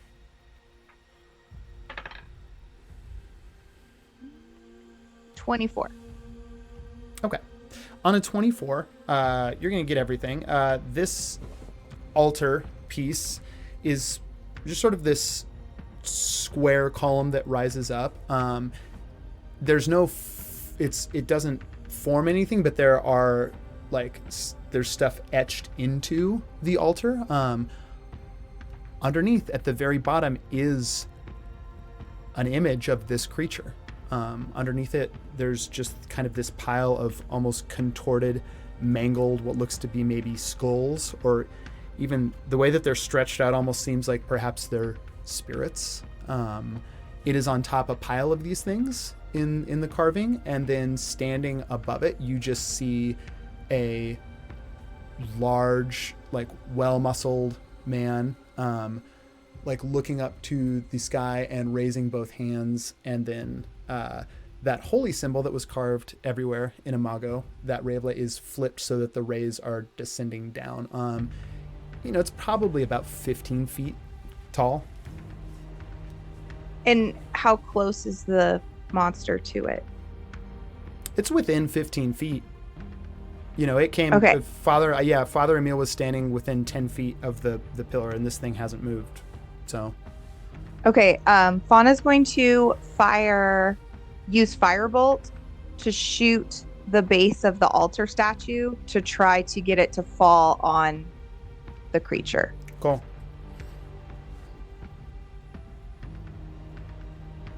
I will tell you, because we've never done this before, just to be the attack roll to hit it is very easy. With things that are hard, like this is made out of wood, it is made out of stone. It's going to have a pretty high damage threshold, which I'm going to say starts at 10, and then it's also going to have a certain amount of hit points to crack it and make it fall. If you don't do at least 10 damage, you won't even do any damage at all, because of the damage. So how much damage would it take for it to fall I'm now? Give you on that perception check. You don't think a firebolt could do it in one turn. Repeated attacks would do it for sure. But I'm going to say you think probably in the neighborhood of 20 damage, which means that, and if your first attack if it doesn't even do 10 damage, then you don't put a dent in those, the hit points for the column at all. And I can know that from my perception check. Yeah. Or about that. Yeah. Okay. Yeah, I think you'd get that technical information. Okay, maybe I won't do that. Okay, sorry. Just one more question. Yeah. Will Moonbeam work under the circumstances of this thing, the room already being so bright? It's light? For sure, it's a different type of light, but it is a type of light. Shadow magic is the only thing that's not functioning in here. Okay. I think I'm going to call down Moonbeam on the creature then.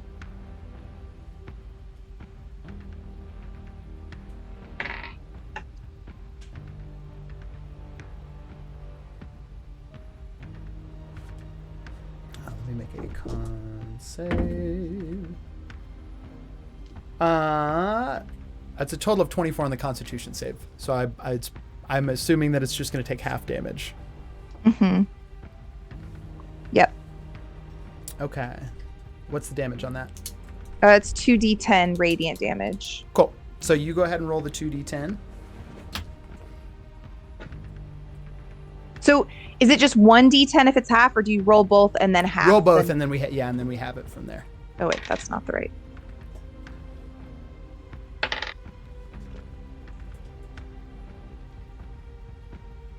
Oh, that's 2 damage.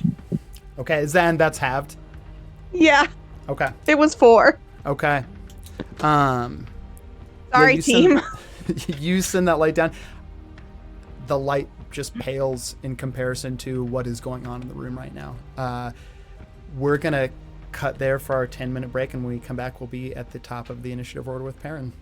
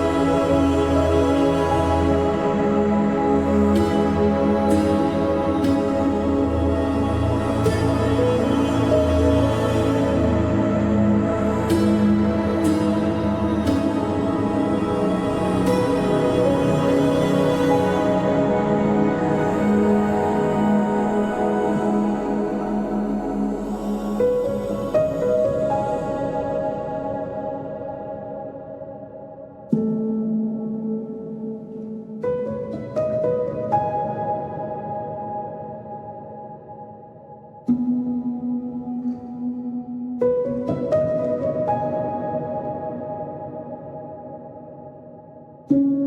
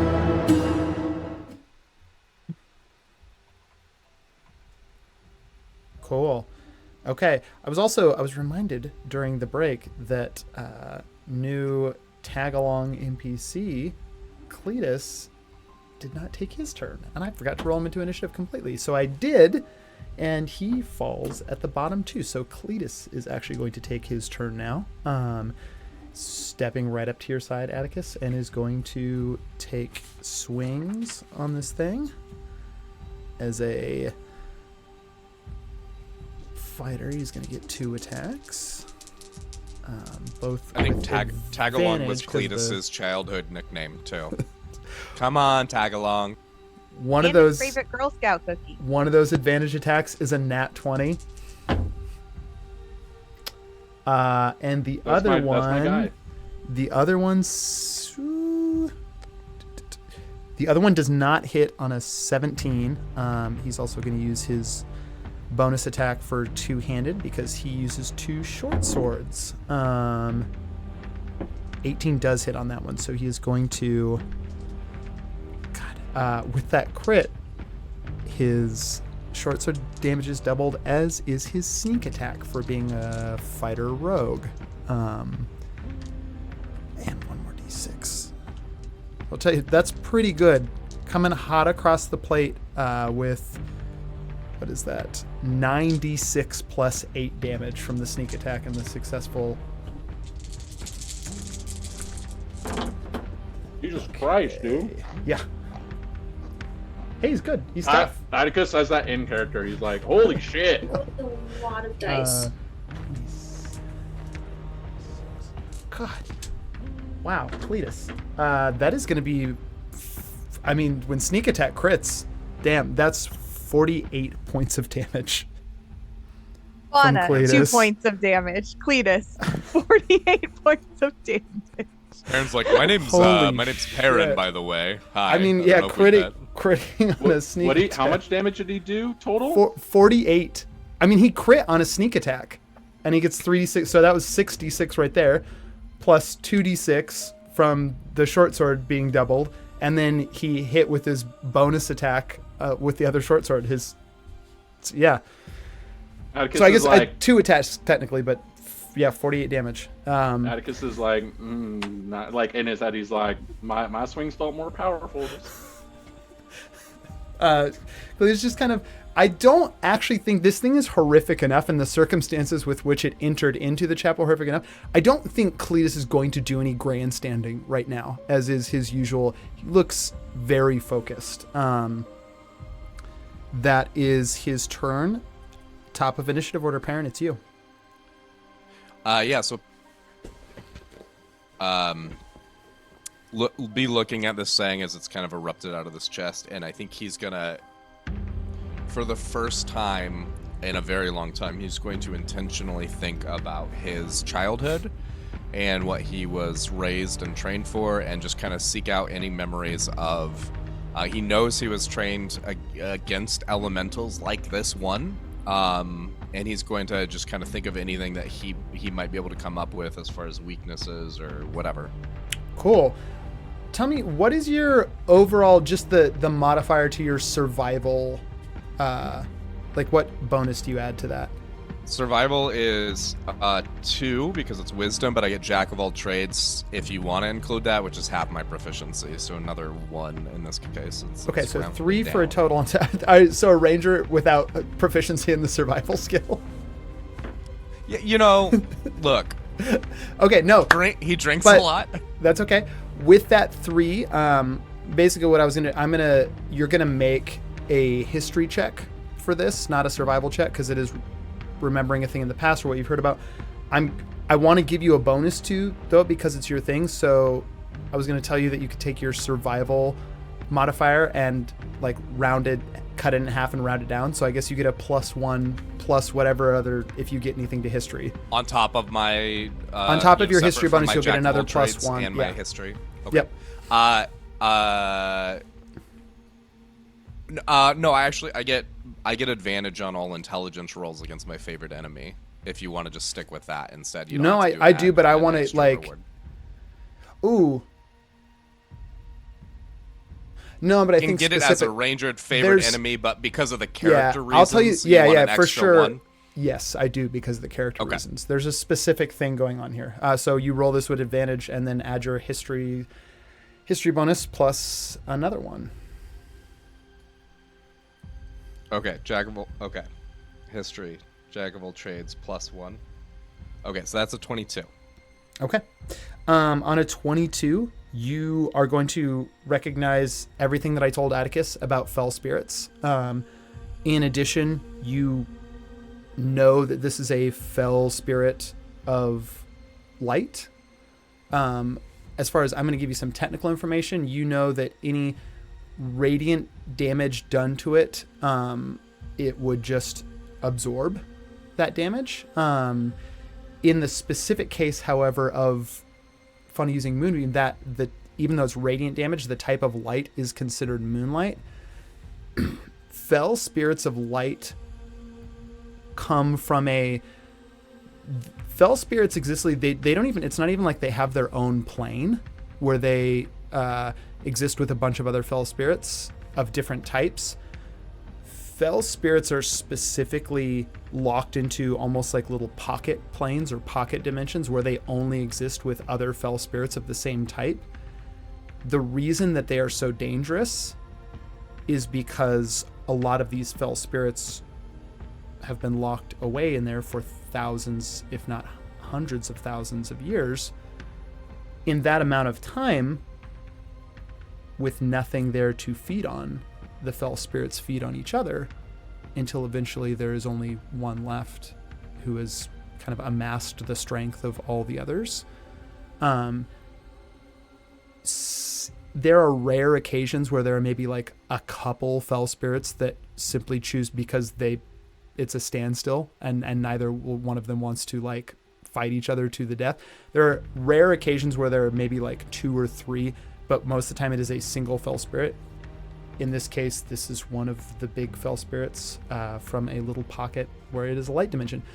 The moonbeam's going to hurt it because specifically it is almost like daylight, but the sort of light that it feeds off is this brilliant, unforgiving, it's light without purpose. So specifically moonlight would hurt any type of other radiant damage. This thing is going to soak that up like a sponge. I think that's what you would get on a 22.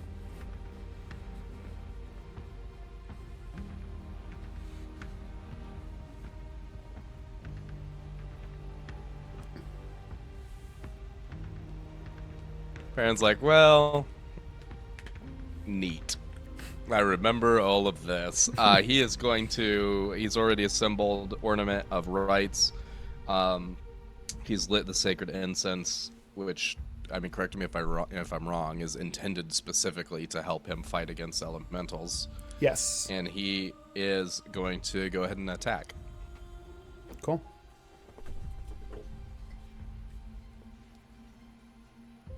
Attack 1 is 18 plus, it's 20... Hits. Yeah, Yep. 20 something. That's a hit. Doesn't need to rewrite this. That's terrible to read. 7, 8, 25. And second attack is a 21, 3, 24. Well, the 17, That also 18 hits, plus yep. 5. Okay, 2 hits. Damage.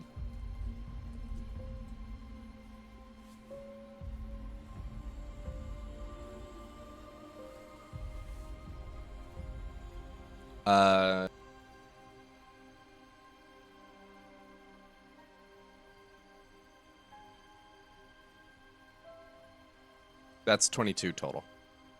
Cool. 22 damage. Okay. This thing's not looking great. It is like you can see that there are cracks in it. Like they begin to run its. There's no blood, no liquid coming out, but where the cracks are, you see that there's darkness in these cracks. So for the first time, there are portions of this creature that are not emanating this brilliant light.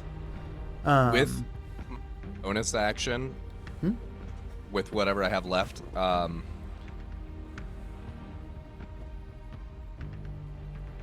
okay, no, there's the idea. I knew there was something. Perrin is gonna, he's gonna do his 2 strikes. He's at distance. He's hitting with the distance, and he's gonna plant the head of Ornament of Rights in this thing. And with his other hand, he's going to pull out the Burnt to a Crisp tarot card and say, "Hey, do you want a extra special treat?" Ooh. Roll me a little persuasion check. Or actually just roll me a persuasion check. All right, 24. Okay. Oh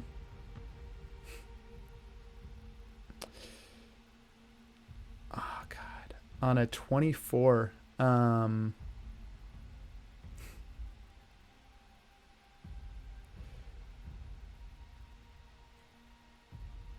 you don't hear, there's no voice that answers back. There's no and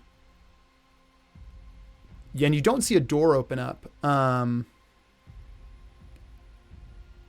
Give me an insight check real quick.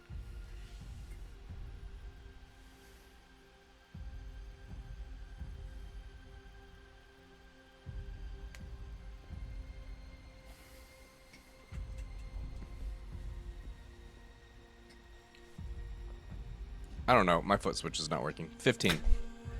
On a 15, it feels like their interest is like you feel this active interest, or like almost like you'd feel like, even though you don't see anything, it's like someone has just turned their head in your direction. You feel that in your bones. Nothing else happens though immediately.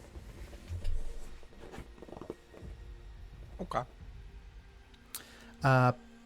Panner, do you have any movement action you're doing, or is that it? I think he's just gonna like flank to one side to try to spread out from the others and just stay within 20 feet-ish striking Cool. distance, but just pivot around the circumference. Okay, cool. Great. Yeah, you can do that. You can actually move to a position where now, like, it would be you and Cletus are now flanking it on that side. So, so it's, you've kind of got it pinned like all 4 directions right now. Between Atticus and Nyx as well. Perrin, at the end of your turn, it is going to use the last of its 3 legendary actions before they are reset on its turn to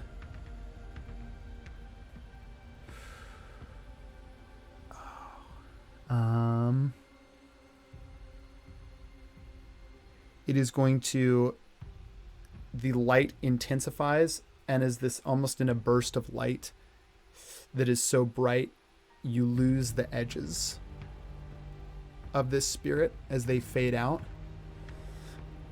and you see it, a burst of light at the far end of the chapel near the door as it reappears here, and is kind of like cut off the exit. So all of you are in the chapel. It's kind of directly in front of the door now. No longer flanked by anything. That is its legendary action. Atticus, it's your turn. Yeah, like Atticus turns around and he just charges in. He's like, Cool. fuck it. Yeah, you can make it there just on a movement action. Okay. And as he's running by, he sees the pain in Bert's face. And Atticus is going to feel that card that's in his chest kind of burn a little bit. And he's going to make a reckless attack with that card. All right. Let him have it. Oh, shit. That is a 19 on that.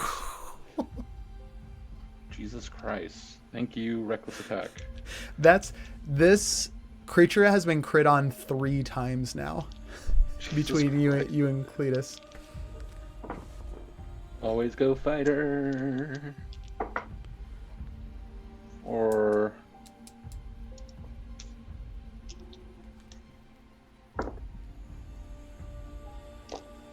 that's going to be 32 damage on that attack. Okay. Jesus. Okay. And I will roll my other attack. Do I get reckless attack on that one or just one of my 2 attacks?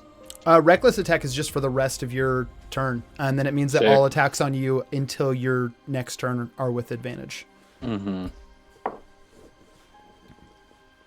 That I'm not. That's another 19 with reckless attack. I'm gonna smash those dice I bought you. Yeah, I'm rolling both because I am rolling both sets. Yeah. Yeah, roll that damage. 20, 25, 29. Ooh. That's 37 damage on that second attack. This thing does not look good. You are, like, as you are just slashing into it, Atticus, you see deep gashes begin to appear on it where it is just, it's darkness. It's not like shedding that brilliant light anymore in those spaces as you are cracking into this fell spirit of light. God, it's so good. It's so good with the blade. I think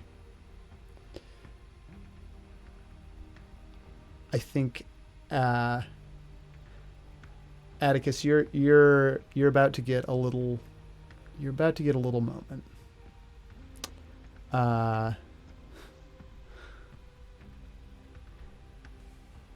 As you make these strikes in with your blade, like recklessly, you see the pain in Bert. You realize the danger inherent in the position you're in. This is a fell spirit. The last time that was before you were born, and it took one of the original Knights of the Phoenix, not a family member, but a Knight of the Phoenix, to destroy the fell spirit. It was a big enough event that they founded a temple on the space. I'm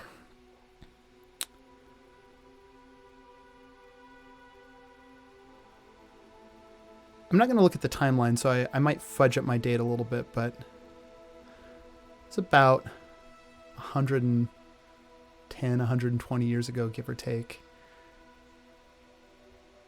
The sword that you carry, Atticus, was originally your mother's, passed down to you by Athena.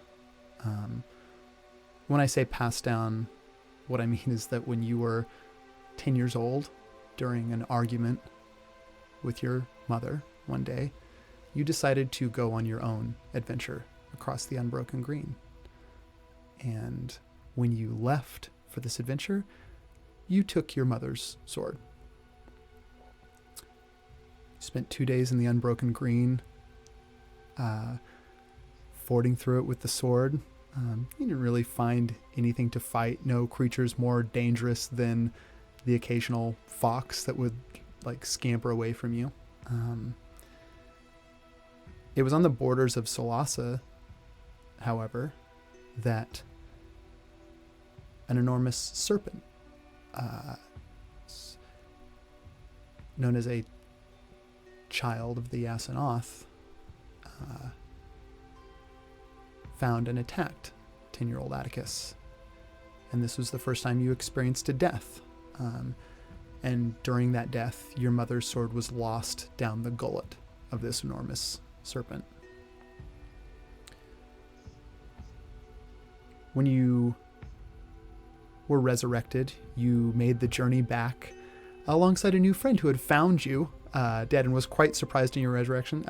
Cletus's great-great-grandfather, Cleto Legrand, who was also a child at the time, accompanied you back to Phoenix Manor.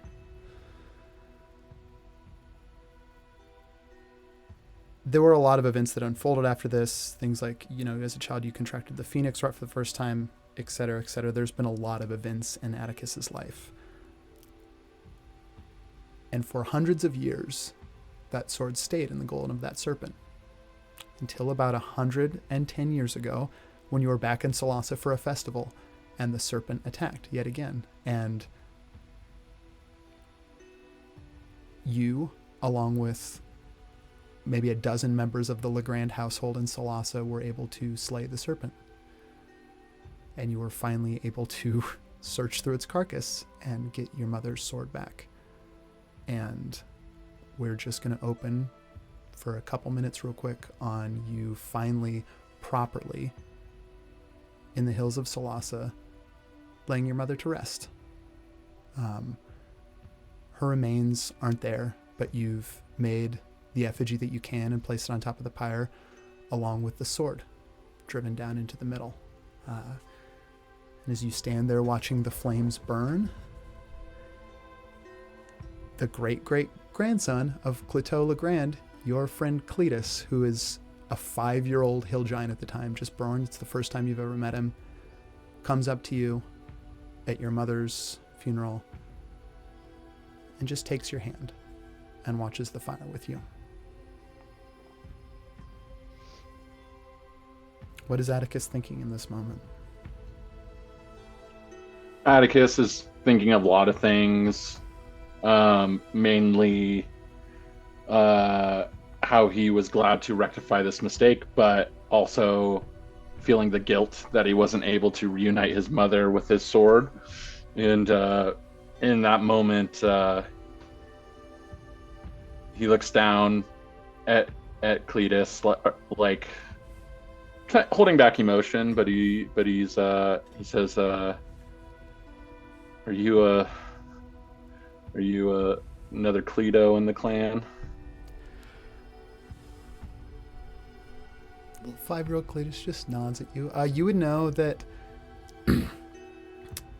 the term in Solasa for some, like the namesake, Cletus or Cleto Legrand was named after his great-great-grandfather, is a sacred thing in hill giant culture. It means that they are a pathwalker, and one day they're meant to inherit the memories of the ancestor that they were named after, which means that eventually one day, supposedly, Cletus will inherit the 300 years of memories that you also had with his great-great-grandfather, who was one of your dearest friends as well. Yeah. Atticus is going to kind of take a knee next to Cleto and said, your grandpappy was one of the best friends I ever had in my life, and know what that name means to you. So, make me a promise that when you're old and strong enough, we're going to be best friends too.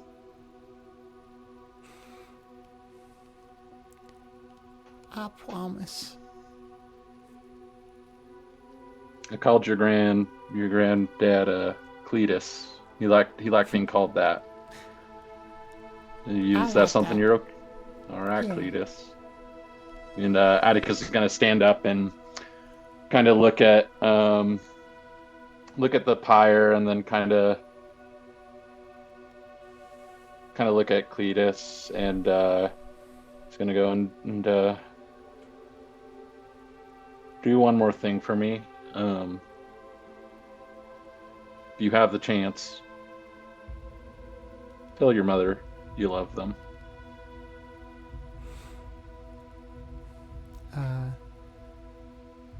You see, he immediately lets go of your hand and runs over to his mother, Rose, and just climbs up in her arms. She looks at you and smiles. Atticus, in that moment, the fire it has gone down from its peak. So it'll still be burning for hours, but it's not the height that it once was that could be glimpsed from hills away. You see the sword glowing brightly driven into the center of the pyre, and in that moment you hear a familiar voice echo in your head. I love you too. Atticus, take up the blade. Atticus is very shocked by that, but he reaches and grabs a blade, and while he's leaning over, he just says, "I wish we had more time." And you see steam coming off the pyre as tears from Atticus' eyes drip into it, and he pulls the blade out.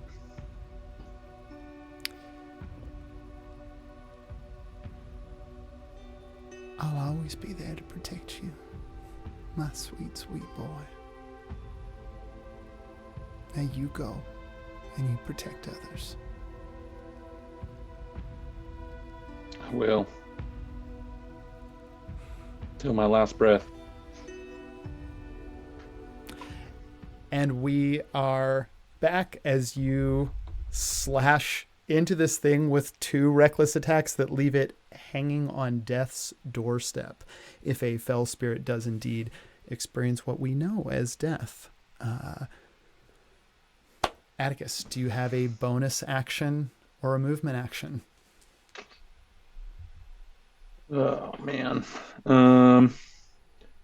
No, I guess, no, Atticus has that flash a little bit, and he just stands his ground because he remembers what he told his mom till his last breath, so he just squares up with this thing to shield anybody else. Atticus. Gashes in it, cracks. This thing rears up to its full height, a good 5-6 feet above you. Massive arm span. It contracts, and again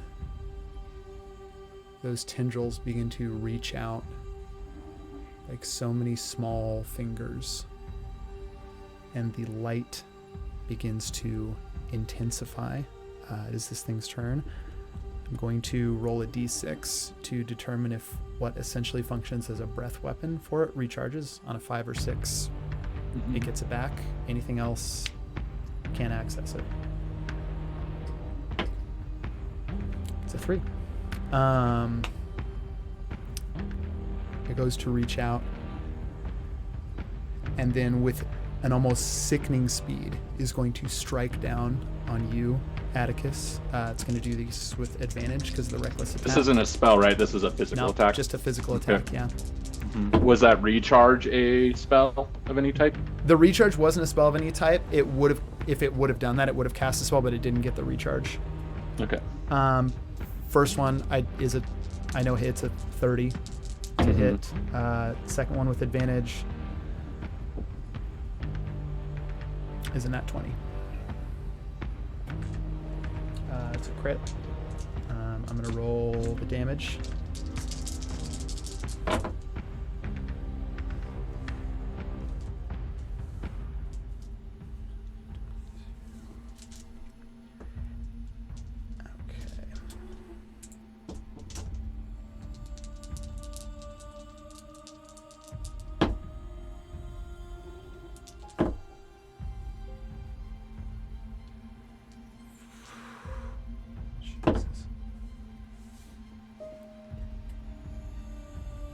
Don't like that face. Atticus, hold on. I need to split the math in my head real quick because it's. That's a math face. That's Yeah. scary. I'm up everything. I think it's That's a math thing? Atticus, you're going to take 32 points of bludgeoning damage and 36 points of radiant damage for a total of 68. Jesus Christ. Yeah, that is. Atticus is downed, and that is also, I think, a death save failure on me. It depends. If it just reduces you to 0 hit points, because it has to be, I think, double your maximum hit points. Okay. It takes me way under 0. That's okay. As long okay. as long as 68 isn't double what your hit points are. Yeah, it's not. Okay. So you won't have a death, but you will be making death saving throws. Yep. Just real quick. One of my rituals for today is Death Ward, which it says anytime a member of the party would drop to 0 hit points as a result of taking damage, the target instead drops to 1 hit point and the spell ends. I forgot Wow. we gave you that. That's so cool. That's so cool. Atticus, this thing tears into you with a force. You've never been hit like this. You've been hit a lot in your life. The way that it hits you, the physical blow, it's more than that. There is some kind of the hunger in this thing pushes through your soul, and it's almost like it's not just the wind that gets knocked out of you, it's your very spirit. As it does this and things start to go black, you hear a little bit of bird song. You smell cedar, pine,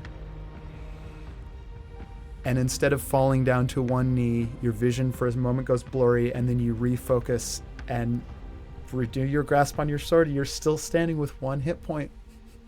Atticus, spits fucking blood out of his mouth, and he goes, I didn't hear no fucking bell. And he, stands back up.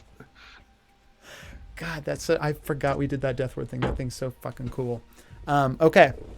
That was this thing's turn. It didn't recharge the spell ability. It made slam attacks. Vox, that's you. Do I still have clear sight on it? Yes, you would.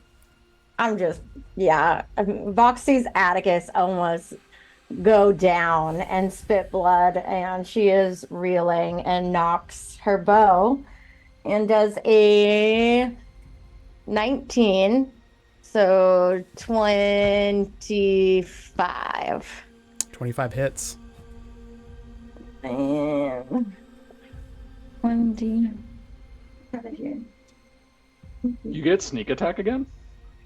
No. Yeah, Do not once your presence is revealed. Yeah. Because you don't have it, you're not flanking it or anything. But hold on. Because let me look something up really quickly, if you don't mind. Not at all.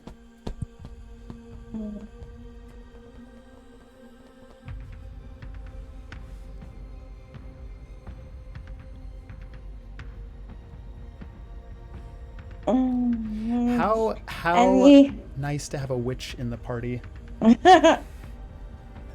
2 points of damage, but at least I could save your ass if you're about to die. Anyone that sees Atticus just sees blood just leaking. I mean, I'll tell you right now, to everywhere. be unconscious in front of, and the only one in front of a creature that gets legendary actions is fucking bad. So you, that death ward might, it's a death ward.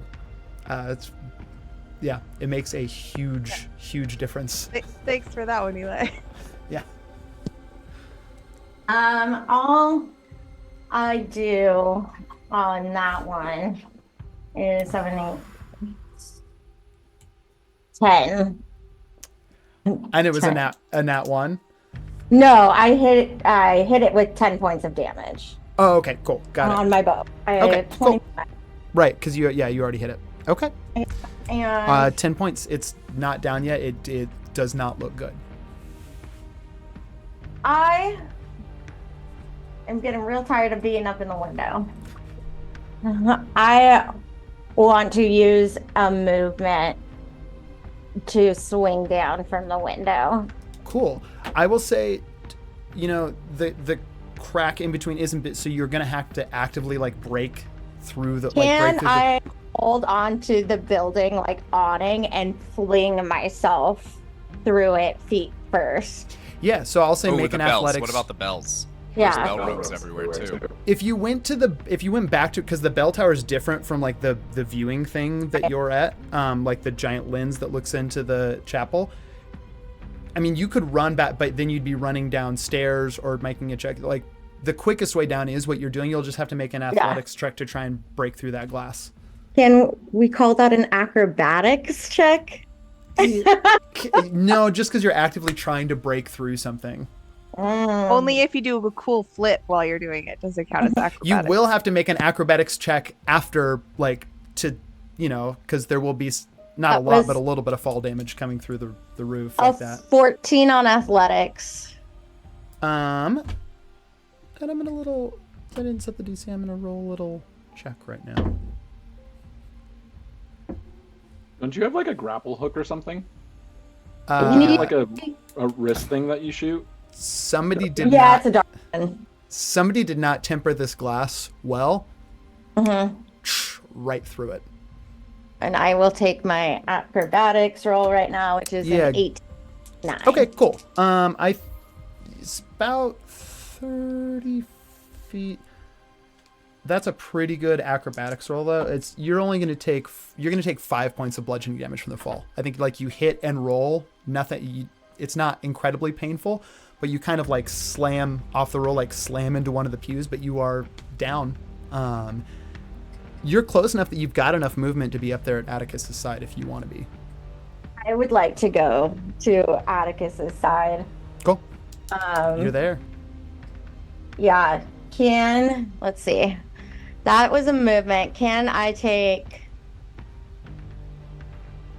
a bonus action to force a health potion down Atticus's mouth?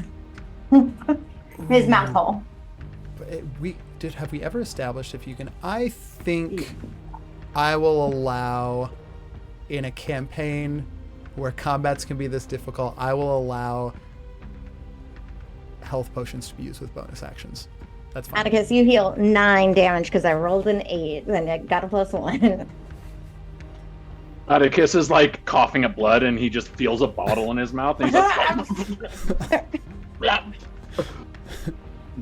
thank you. And He has like tears in his eyes because he like choked on blood in his potion. He's like, thank you. I'm going to position myself in front of him too, to just take whatever next hit if I can. Okay, cool. You're going to try and be a distraction or a punching bag for this thing. Vox, at the end of your turn, this thing is going to...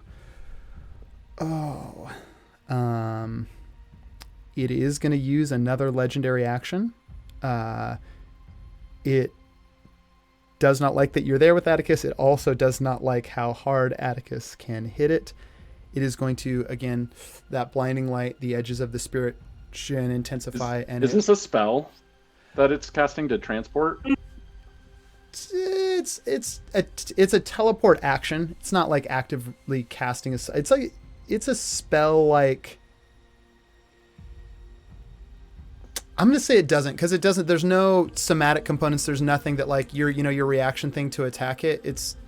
It just kind of is wherever the bright light can be. And right now the bright light is filling this entire chapel. Okay.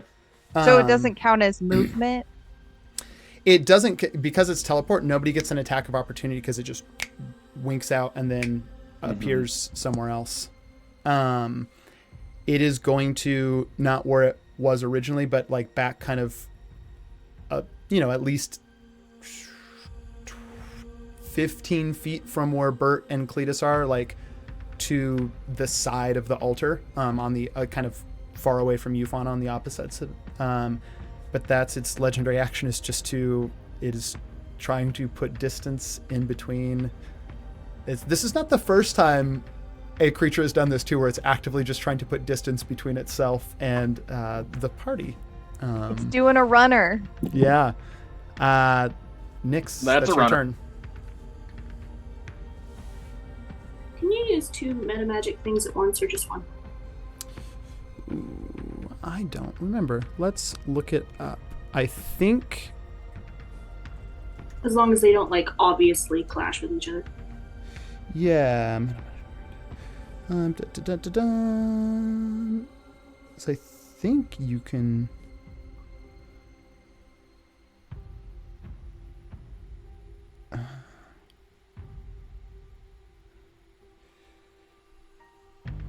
I don't see anything here that says that you can't. You're burning sorcery points to do it.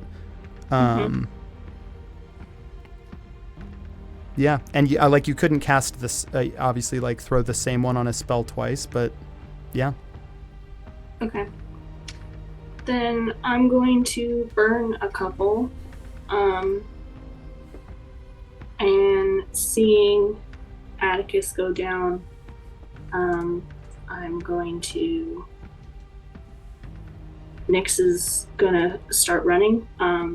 They're going to twin spell Cure Wounds, and put one on Bert as they pass by, with just like a helping him up or squaring his shoulders if he's not knocked. And strength friend, you're not done yet. Country Toad still needs to get home, right? And Oh, thank you. keep running. And as they run towards Atticus, they're going to pull their mask up, quicken spell, firebolt, it's bonus action, towards the fleeing creature, and then fall into a slide against Atticus and put the other cure wounds on him. Phew, okay. Yeah, roll those cure wounds and then roll the attack roll for the firebolt. Okay.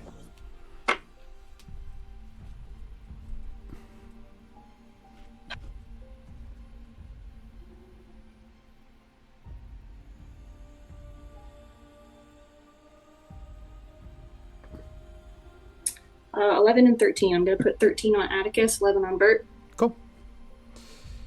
Bert is looking way better. And my attack roll is 16. A 16 does not hit. Okay. But that 13 points goes to Atticus. And that's kind of your movement action spent too.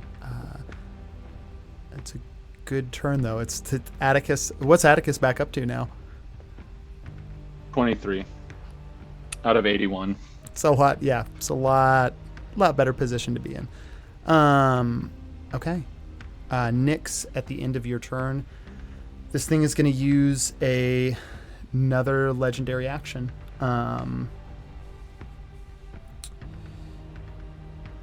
Everyone's 60. Yeah, definitely start saying everyone. I need Fine. everyone in the space the light begins to brighten. I need everyone to make a Constitution save.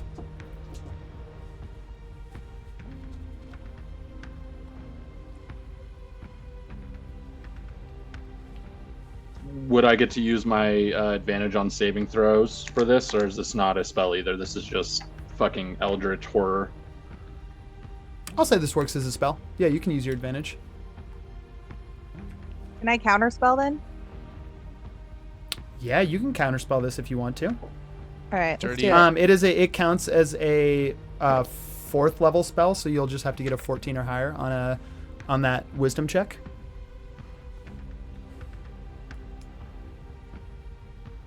Can I use cat for advantage? On the Or is that only on my turn? check. Yeah, it's only on your turn. Yeah, it's only on for counterspell, like as a reaction. Okay. Then I did not succeed. Okay. What's everyone looking like for a cut? Well, let me ask this question: did anyone get an 18 or higher on their Constitution save? Oh. Dirty 20. I got a 18 flat, or just Okay. got the 18. Uh, To use my best Oh, wait. inspiration, and I rolled a 15. okay. Wait, Atticus. can I do that too? Do I have one? Does everybody have one? Everybody had. Everyone from had, a point of their- busted inspiration, yeah. If you which is haven't used it basically yet, then yes. critically. Oh, I failed, but I will tell you in this moment One though, more. it's so it's a save. You either critically succeed or critically fail. So it would be double damage if I crit failed. Or a more intense version of whatever the spell effect is if it's a spell effect. Okay. I got 12 Okay. on my Constitution save. Sure, fuck it, why not? Okay. Odds are 19. fail, evens are. Oh, jeez. Wait, did you roll a 19? Because odds are fail. Odds are fail and evens are succeed. Wait. So with busted inspiration. Oh, fuck. Okay, that's a fail. Never mind. There goes my excitement. Okay. In this moment, safe from the effect, Atticus and Perrin, neither one of you are temporarily blinded as this intense, like the light triples in magnitude almost to the point to where you can't even really see the outline of anything in the chapel. Atticus had too much blood in his eyes for it to hit him. For the next minute, Fauna, Vox, and Nyx, you are temporarily blinded for 1 minute, which means disadvantage on attacks. You know, you're having to use other senses to perceive. There's a few other disadvantages, but I'll just let you know what they are if they come into play. But you are currently blinded for the next minute. Nyx, it hits the light hits you bad. Like your eyes, you're turning back to like cast that firebolt, and it just like it feels like light is washing the back of your skull through your eyes right now, and all the three of you see is white. That is this thing's legendary action. Fauna, that's your turn.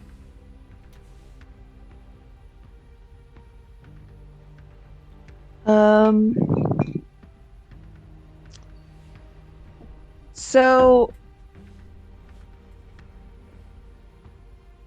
Bird is also see. blinded. I don't really know if I can do anything if I can't Is see. Cletus blinded? If you, ooh, thank Is it making any you. noises? Cletus is also blinded. I kind of famously said that it's not making a lot of noises. I'm gonna roll a luck check. 15 or higher, it has made some kind of noise. Is the cat blinded? That's a one. Oh, let's see if the cat's blinded. The cat. Oh, because your proficiency bonus is 3. The cat gets an 18. The cat is not blinded. Let's see. Which I think I get what you're going for. The cat being able to be the focal point of your spells, like we talked about. If the cat can see, for cases of casting spells, if the cat can see and you're using the cat as a focus point, you can see whatever you're casting a spell at, assuming the cat can see it. Even if the spell's coming from the cat, that's like the focal point thing, but it's like Yeah. I can see through the cat's eyes or something. Yeah. Basically, if the cat can see, then you can cast a spell through the cat if it requires sight. Okay. Then I'm going to just keep Moonbeam going, but move it, like using the Use your cat as action the to move base it? for the Okay, spell cool. now. Move it from where it was to over to where the... Perfect. Great. I will make a is now. Constitution save. That is sure going to be a success on a 29. So go ahead and roll the damage and then cut it in half.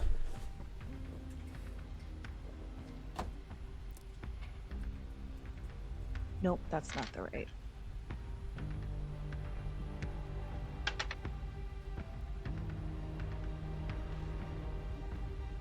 Let's see. 7. Okay, cut in half. So it was 14. Yeah. Half to 7. Okay.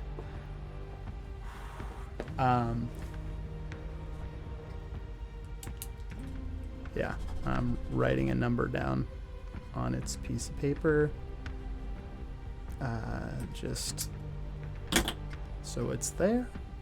Fauna, do you have any bonus actions or movement actions you want to take?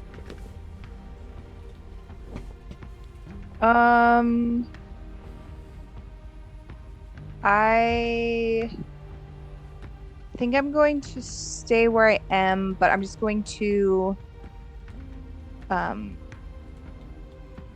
ready the cat to give advantage to the next person on their attack roll or whatever they need. Awesome. Great. That's your turn. It wants to save that legendary action. It's not going to do anything. That makes it Cletus's turn. Cletus is going to call back to you, Atticus. You all right?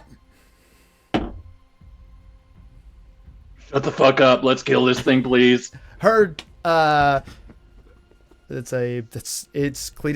can cover the distance pretty easy. He was still over by the altar. He's going to run at it. I already know he's going to hit on that 17. I mean, there's actually no point for me to continue to roll attacks because if Cletus hits, the minimum damage that he can do is like 5. I don't know if anyone can see the number. It's a 2. Big old number 2. Cletus shouts heard back at you. And I think maybe for the first time in Castle Run history, a tag-along party NPC does the finishing blow as Cletus runs in, like both short swords, just kind of jumps into the air. I'm going to make a little performance check for him actually real quick. Yeah, it's Christmas, but it's good. It's like a 14. It looks pretty cool. Like kind of like one leg to the side, the other in front of him. For those of us just that like, can see it. Yeah, for those of you who can see it. Just not everybody. Not everyone. Cat, tell me what's happening. I'm narrating it. Just it floats through the air for such a large. I mean, Cletus is few inches taller than you, Atticus, as a hill giant. Which he's shorter for a hill giant, but he's still a big. The way that he is like, the agility that he is like soaring through the air with, like both short swords kind of coming in from both sides. He goes into a crack on the back, into a crack on the front. The points of the swords meet. There is no sound as this thing just gives the tendrils go limp. It slumps to the floor and immediately the light in the room dissipates. Shadows return to the pews, to your figures, and it is simply daylight in the chapel. And Perrin hits it with Ornament of Rights, and he's like, hell yeah, got it. You hit it, it just kind of disperses into what almost looks like ash, and then even that just dissolves into nothing. Nyx feels the shadows return to them, almost like cold water on a burn, and they're kind of like on their hands and knees, and almost like trying to grab it and like put it over their eyes, but they still like just can't see shit. And I think they're feeling around like for if Atticus is still standing nearby, or maybe Vox or something. But yeah, I think in these moments, I mean, like we're out of combat, so like there's kind of that time, like that acceleration of time as things speed up. That blindness is temporary, lasts for a minute. Yeah, I think even for you, like Nyx, it hurt. You're not gonna have to suffer it. Like you're not permanently kind of blind. wondering if this is your vision's going to be. I think thing. for the rest of the day, you're going to take disadvantage on perception checks for sure. But the blindness is wearing off. As you're kind of all standing in the chapel, having vanquished the first fell spirit, as far as you would know, Atticus, and you, Perrin, the first fell spirit to have been seen on the mortal plane in well over 1,000 years. Atticus is gonna he made sure Vox and Nyx were okay, but he's gonna limp over to Cletus and just give him one of those manly like, and he's like, all right, now give give this old man a hand real quick, and get me sitting, and he like uses cleats to like lower down, yeah, and just sits and just like is like, Holy hell, you can still take a hit. they all hurt. I'm not as tough. I may seem tough, but they all hurt. But It's we right. You just don't seem that tough. Atticus just looks over. You see Atticus has like a fucking black eye, and just like you're like, yeah, it probably looks like that.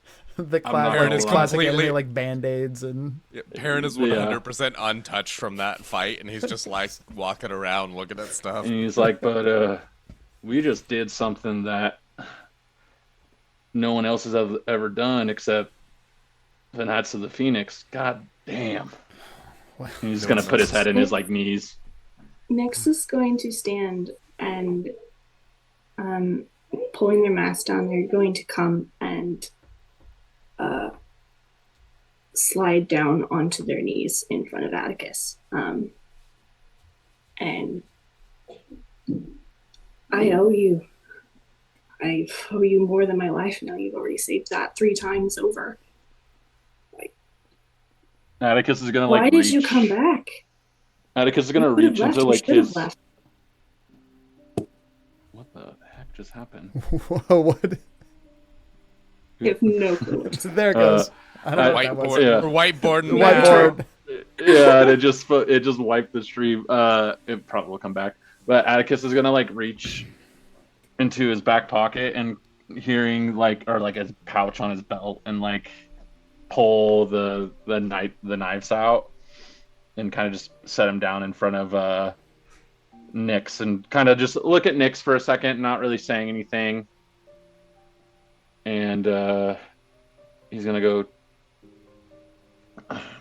well, I'm not gonna let some nut job, you know, hurt someone that's in my party. And I'm not gonna let innocent people get hurt. It's a no-brainer. And then Atticus kind of stops for a second. He's like, "You're right. You do owe me.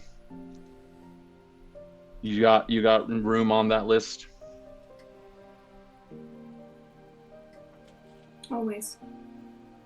I'm with you until no matter what comes. My blade is yours.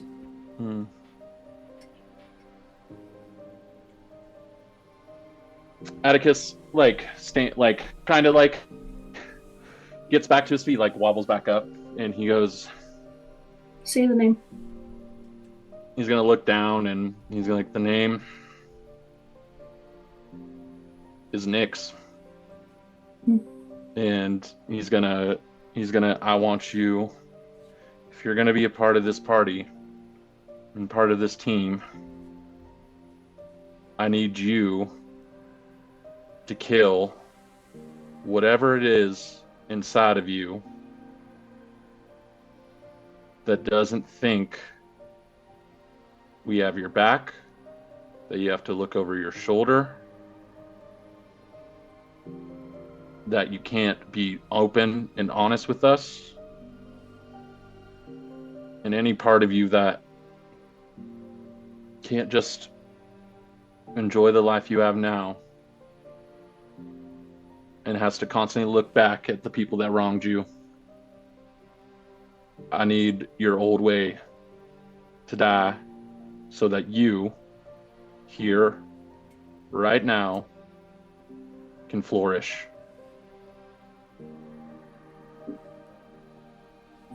I'm not sure I know how to do that, but best I can do is promise that I'll try.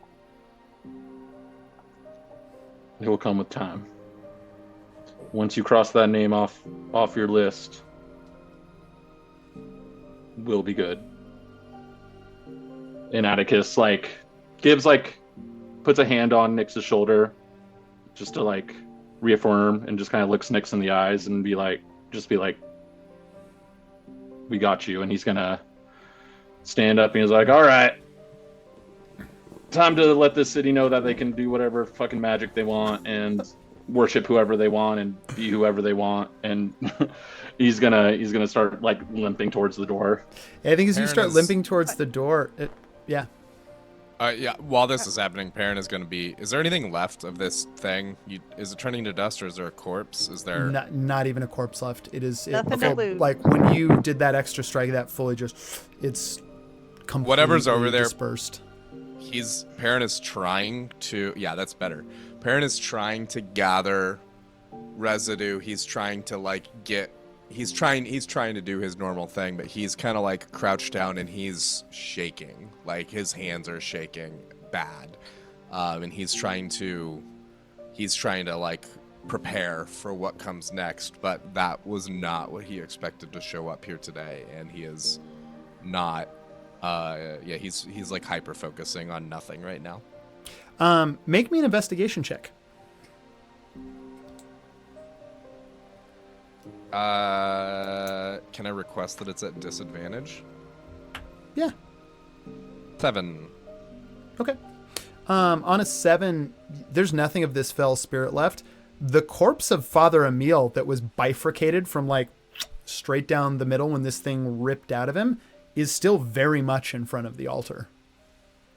Well, then, let's go dig through those pockets, too. Cool.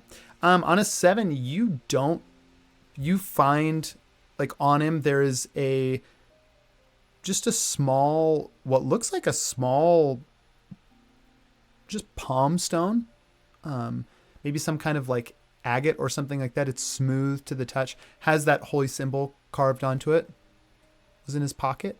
On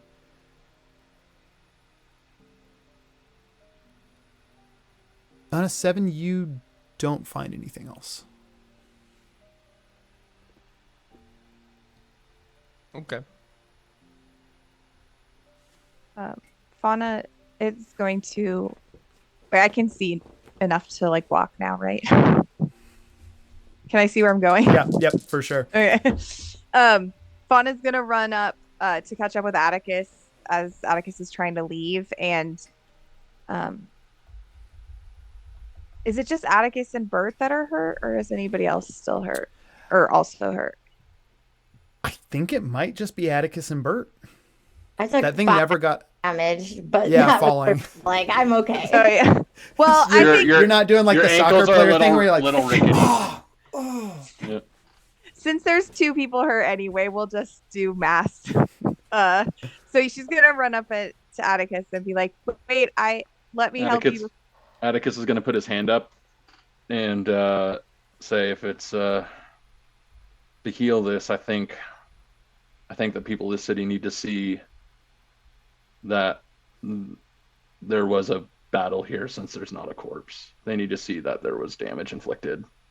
As you say this, Atticus, coming up to the entrance of the church, you see the constable. You see Winnie returning kind of at a hustle, Grum scurrying by her side, and you see fully a dozen armed, kind of looks like other deputized people with her, and they kind of pull up just shy of the door if you're kind of walking out, looking out at all of you. Oh my God. Where's... we saw the light, and Father Emile, is he... Yeah, hate to tell you, but your father was more of a ancient, disgusting being that was using that for... I'm sorry, I think I'm concussed. Atticus just kind of stares off, and then he like shakes his head. He shakes his head. Have you... That they see inside of themselves. He was a giant monster, and he was preying on your city, and he won't do that anymore. Yeah, your town has been very carefully delighted. Well, can't say I'm surprised. We owe You should probably round up his Miss Thang. They arrest that one for a bad pun. White Rose on it. Turns around, fellas. You see everyone, including Grum, like gives her a nod and just like to the four winds disperse to go comb the town. Make a little survival checks for him.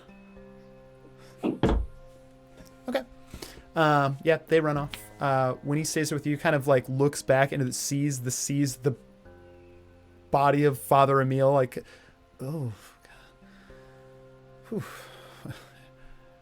God, I mean, at this point, I just feel like we should tear this whole building down and put something new here.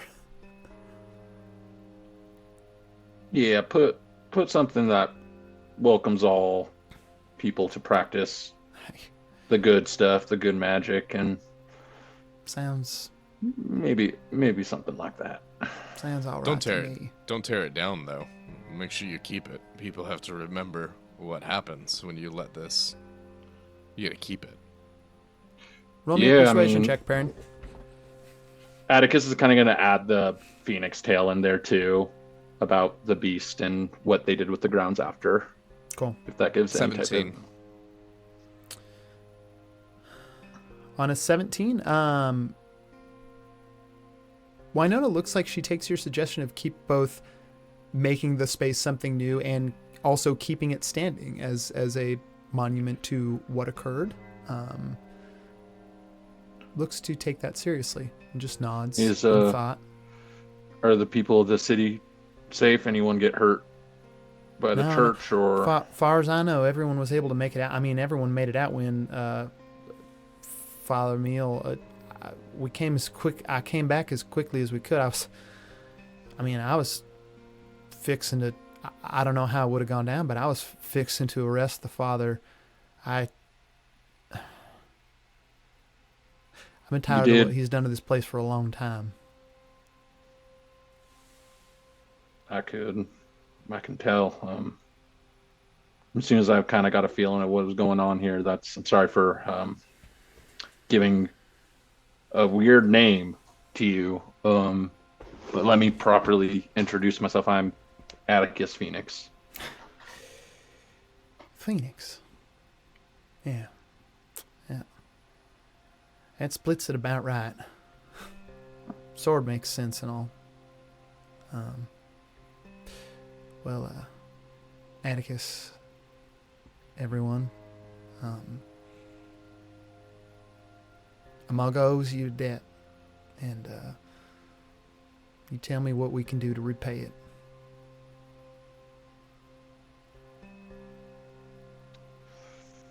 Live your lives freely. Do unto others as you want done to yourself. Yeah. Also, We money. don't tie people up to altars anymore. Like money's Nyx not is a visibly still pretty bitter that Winnie just sat there and watched, but they're actively trying to take Atticus's words to heart and stifle that. When he's gonna nod, obviously y'all are welcome to stay as long as you want. I do know you were traveling through. We can certainly arrange some kind of payment more than deserving of what we have in the coffers. If we can supply you with anything to make the travel easier, transportation, you let me know. I'm gonna go see if I can't help out my deputies track down the White Rose. If you need anything, just leave word with Gus, and I'll make sure you have it. The White Rose? Who's that?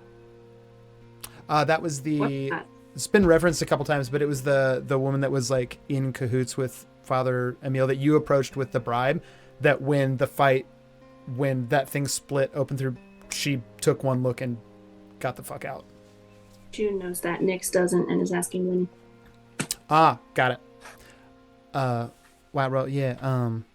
Consort of some.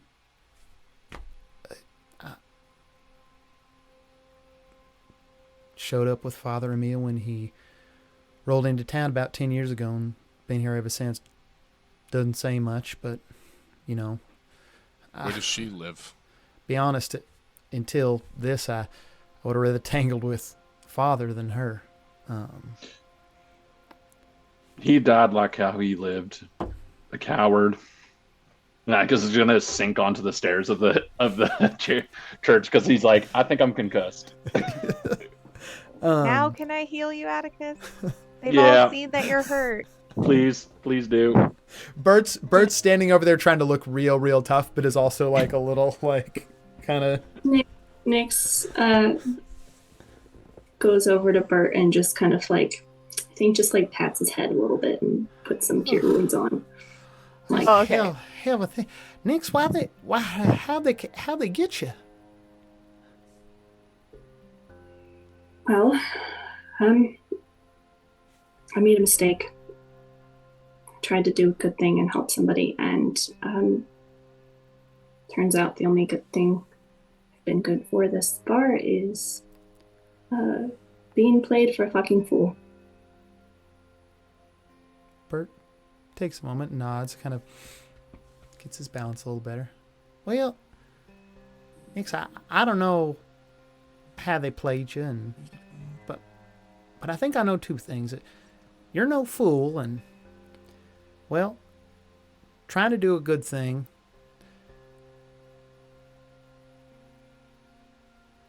Ain't no fool would try to do a good thing either.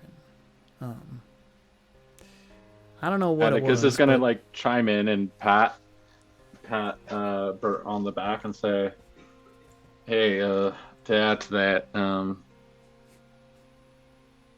a selfless act is just as infectious as a selfish one, and we don't. You try to do the right thing, and that's all that matters. It's I'm learning that maybe I should try and do the right thing with all of you as well. Don't shut us out now." And he's gonna kind of like lean back and look just kind of on the city and be like, because in the end, these people get to live freely now. It's the price I pay as a knight. It's not a bad one. At the mention of, or I guess remembrance of that, Nyx is going to go back over to where the little ghost child pointed out the lever, I think, or a button or something. Yeah. For the stair. Yep. Yeah, back behind the altar. And try and see if they can find that and open it up again. Yeah, I think you'd already found it. You don't have to roll for it again. You find it. It's just kind of this block that you see can be, if you push it, something shifts.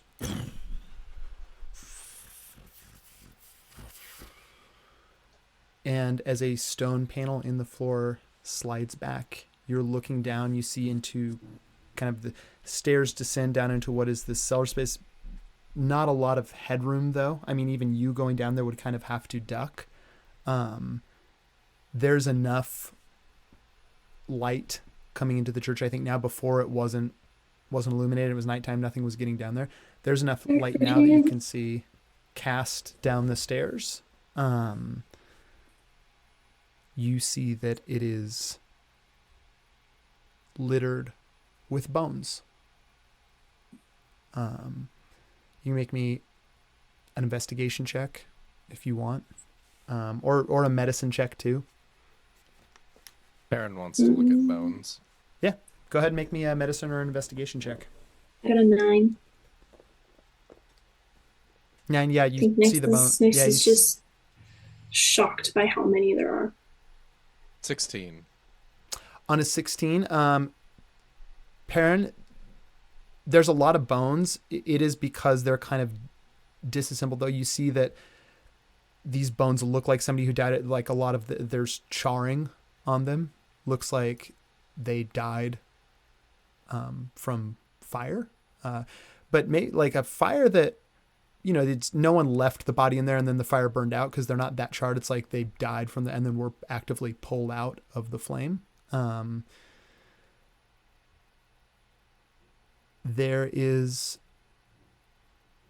I think it's probably about 3 skeletons down here. looks to be about 2 all human skeletons, 2 adults, and 1 child. Perrin just reiterates, like, yeah, looks like a couple people and a kid burned. Didn't even have anything in their pockets or anything good. Nyx is gonna go to the child skeleton that Perrin pointed out and kind of crouch over it and bow their head for a while. This is what I was trying to help. And they are going to, as carefully as possible, start collecting the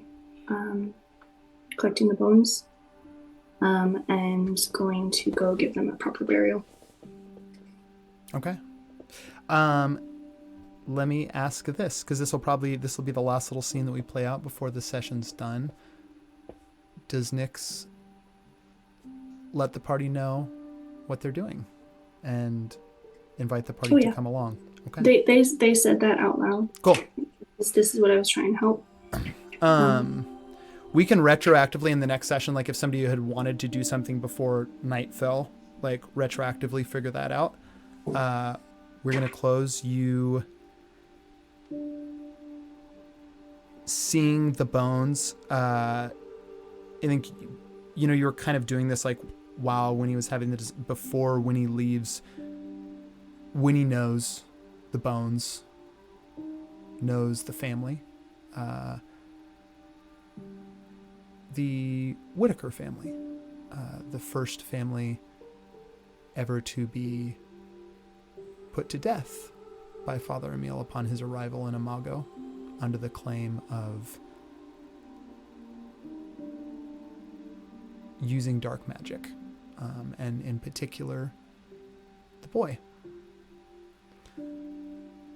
Winnie is able to let you know, their house, kind of more towards the outskirts of town, was left. People were under order to leave it, but it was also burned to the ground. So it's just kind of these ruins towards the outskirts of town. But when he says you're more than welcome to do the funeral there, I can send over some people. Like a lot of people here knew the Whitakers, and like for a few families, it was a very difficult thing for them that happened, and they would be more than happy to like assist you in kind of turning the ruins of the house into an appropriate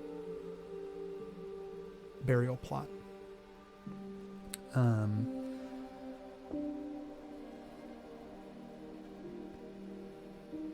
You lay the skeletons to rest.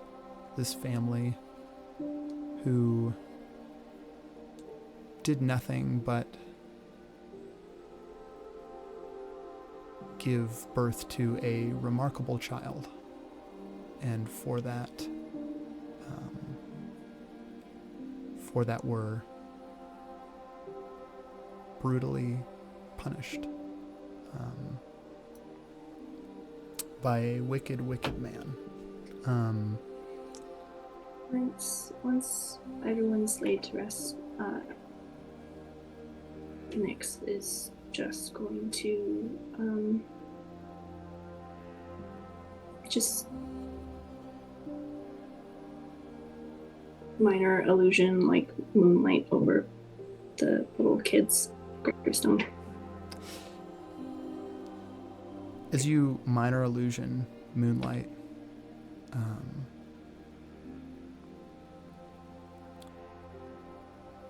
the actual moon, I think we're 6 days away from the full moon at this point, does come out from behind the clouds, and as a shaft of the actual moonlight comes down as well on you. I think at this point, like, it's just the party left. The other families who came to help build it, they've all gone. Everyone who is looking on the scene, they see you, Nyx, there kneeling next to the gravestone. the light of your moon, the light of the moon coming down in the sky. And in that shaft, they see to your side, just both arms around you, hugging you, the translucent image of a small boy who shines in the moonlight. As the moon is recovered by clouds ahead, the image fades.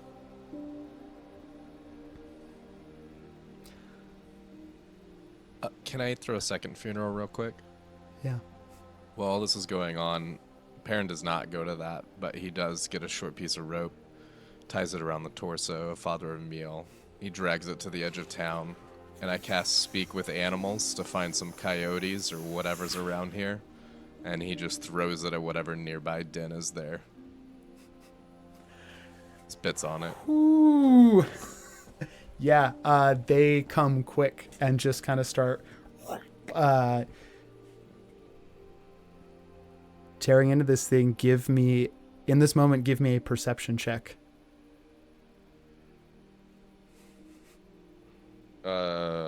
It's over 20. 23. Cool. Okay. On a 23, you look up, you're not that far outside of town. You went fairly close to a den. You know how to find coyotes. You went close to a den.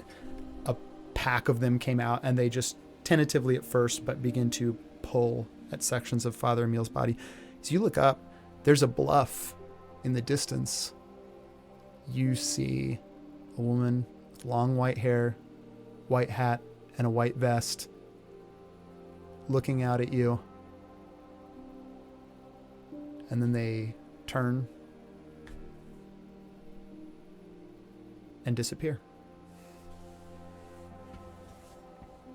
That's where we're going to end the session. Woohoo! Thanks everyone for tuning in and watching. We will see you next week with another session of Castle Let's Run. play for 5 more hours. Let's play for 5 more. Let's 5 go. more hours. 5 more. Shout out. Hours. Shout out again to Mad Hannah. Hello, everyone at Mad Hannah. Did they play it again? I hope you had a great Monday night. Shout out. Shouts out.